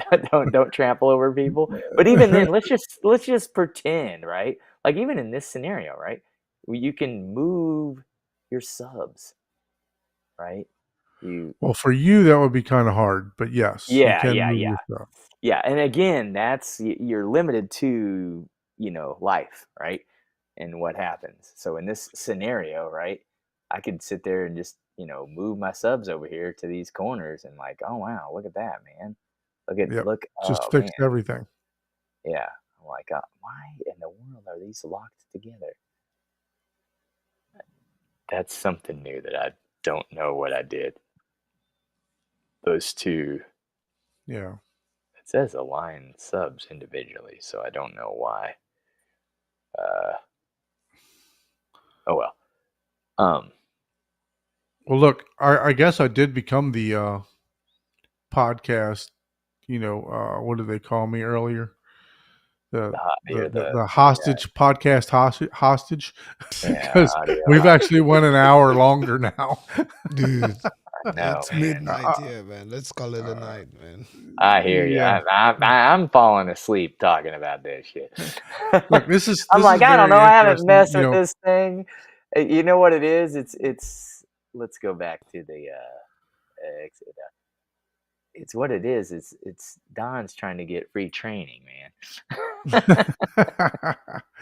Now, I mean, look, I know a little bit of this. I don't know a lot of it, but I mean, I know how to read the graphs. I know how to, look for. We haven't even certain got things. into probably the most important thing in Rue, which is your decay time. Yeah. So we'll save that for another lesson. Yeah, we'll do that some other day because all that stuff is like you're just not. I think Ike is awake now. He looked like he just woke up from his nap since he was on full screen. Yeah, he's like, oh man, I'm good to go. Nah, I've been watching. It's just, it's not my strong suit. Look, I mean, well, I know hey, I don't. The only reason I even dabble in this is because my dad had a recording studio, so he did this kind of stuff, like legitimately did this stuff. It's not, and I didn't do anything in his recording studio. He had several people, but he was into audio. He had all this stuff, so I was into all the buttons and the knobs on the mixer board. I'm like, oh man, what do all these buttons do? So What I does had this to do? figure What does that do? Right, Yeah. exactly. It's like, oh, what's this for? Yeah, well, I hope that everyone found this, somewhat useful. I know for me, there are some stuff that I knew, and I do ask some questions that I already know just to help out people that don't know, right? But there's definitely a lot of stuff that I learned too, So Paul, I appreciate you taking the time to go through this for the past 2 podcasts, so I feel that it's definitely a good educational thing for somebody to get a baseline on, hey, what is REW? How do you get your speakers, measured? Make sure that your room correction is doing something, as we saw here, that it wasn't doing much to your left, center, and right, but it was doing a little something. Probably would have done a lot more to bass, I would think, and then you got a tool that, hey, if you're thinking about adding a second row, hence I think, Paul, you were talking about adding a bar to behind your, or Ike, you talked about getting rid of your second row and adding a bar top to, you can see how the bass is going to be there. You can kind of predict what's going to happen if you can't move those subwoofers around. You can kind of predict what's going to happen here. Are you going to have a battle? Are you going to have to put more subwoofers in? Are you going to have to do side subwoofers, to try to help out, a suck out? But yeah, I mean, look, definitely a great tool. I know that there are other measures out there like Magic Beans and True Target that Joe and Chana are doing, that's a little bit more automated for you, right? So you can check out that type of stuff also. So look, we appreciate everybody joining again. If you'd like to be a guest on the show, please hit us up at hometheaterhublive@gmail.com. We'd love to have you on, love to have you show your theater, or even just talk about, if you have knowledge in Rue or you have knowledge in something else, come on and be a guest. We'd love to hear your opinions and your thoughts. So for the extended version of the podcast Hostage, we'll see you next time. Yeah. Good night.